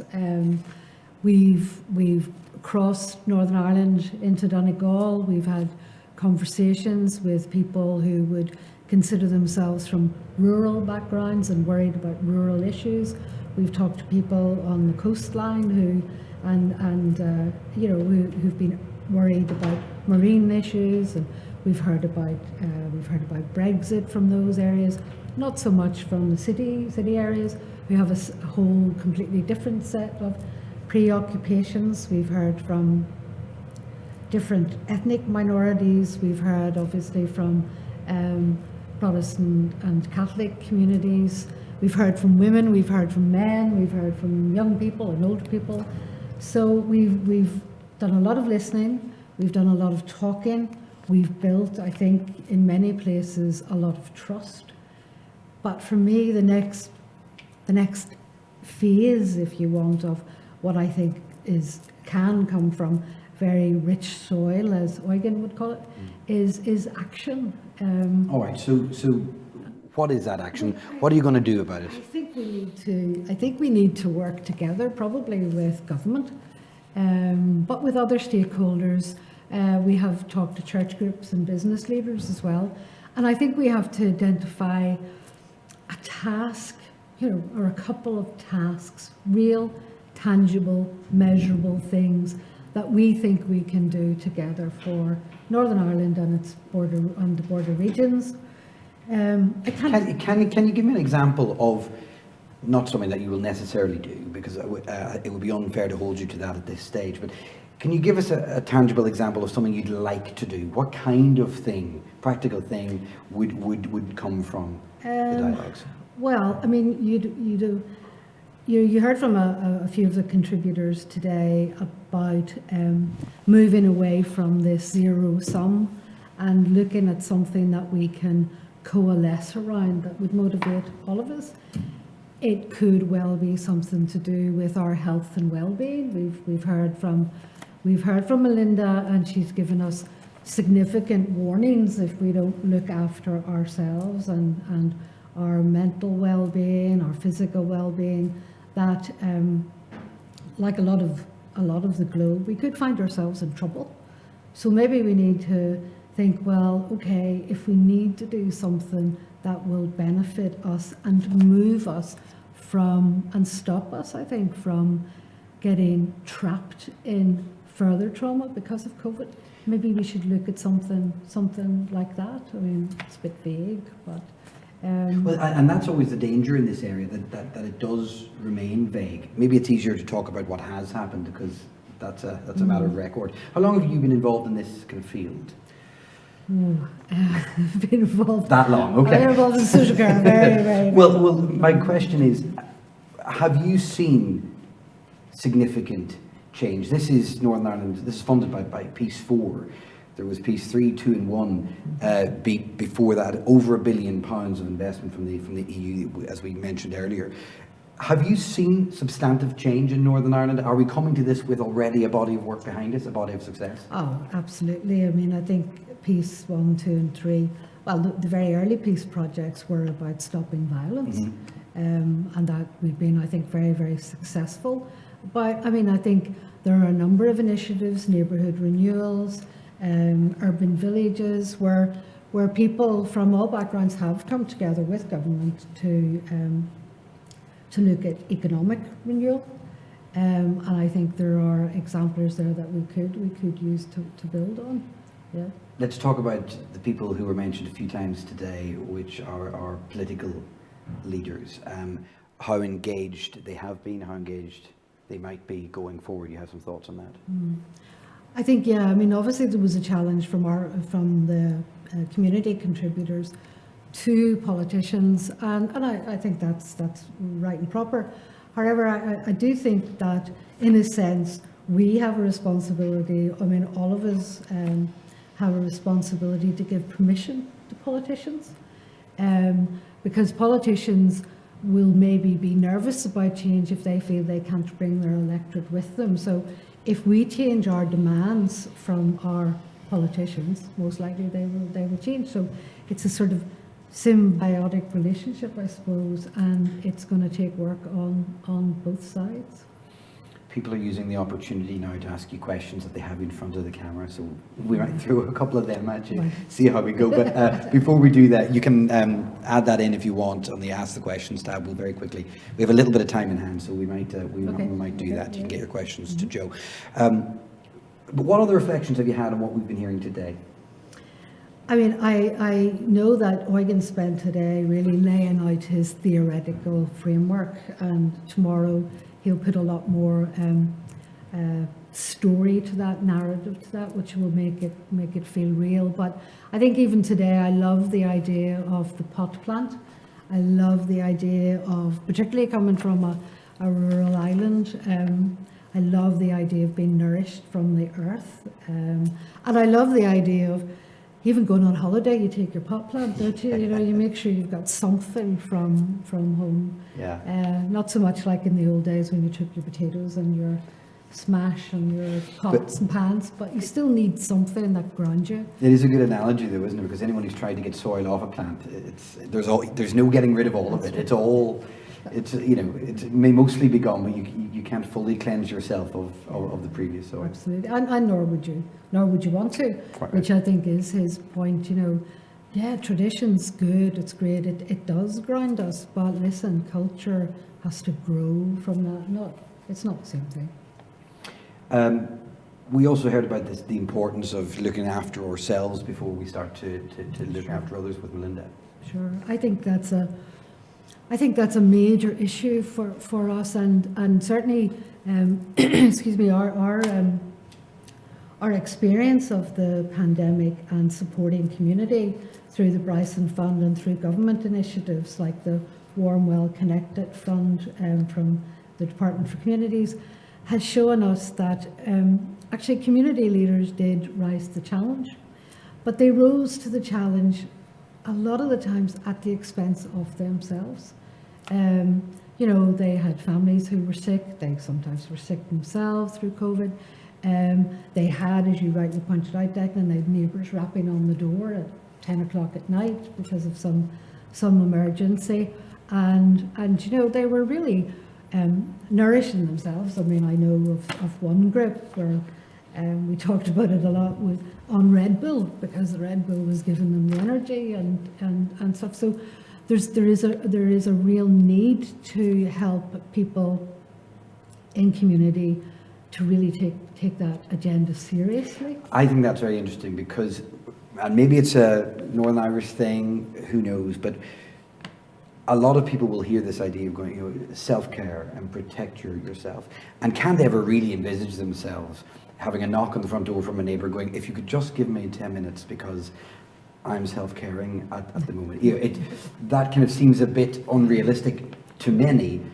Sure. But there is a kernel of truth there, and everyone can apply it to themselves in their own life in whatever way works for them. Yeah, I think that's right. And I think that it's the same with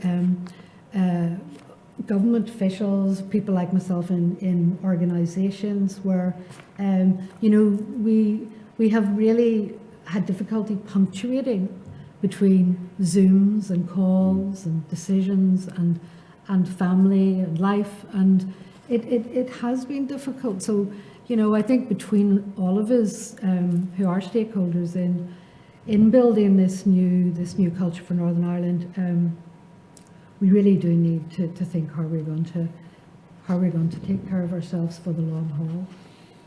Do you want some of the unplanned questions now? Oh. Not that they were planned, but as in, we'll go for it. Again, you can get in very, very quickly in the last few minutes.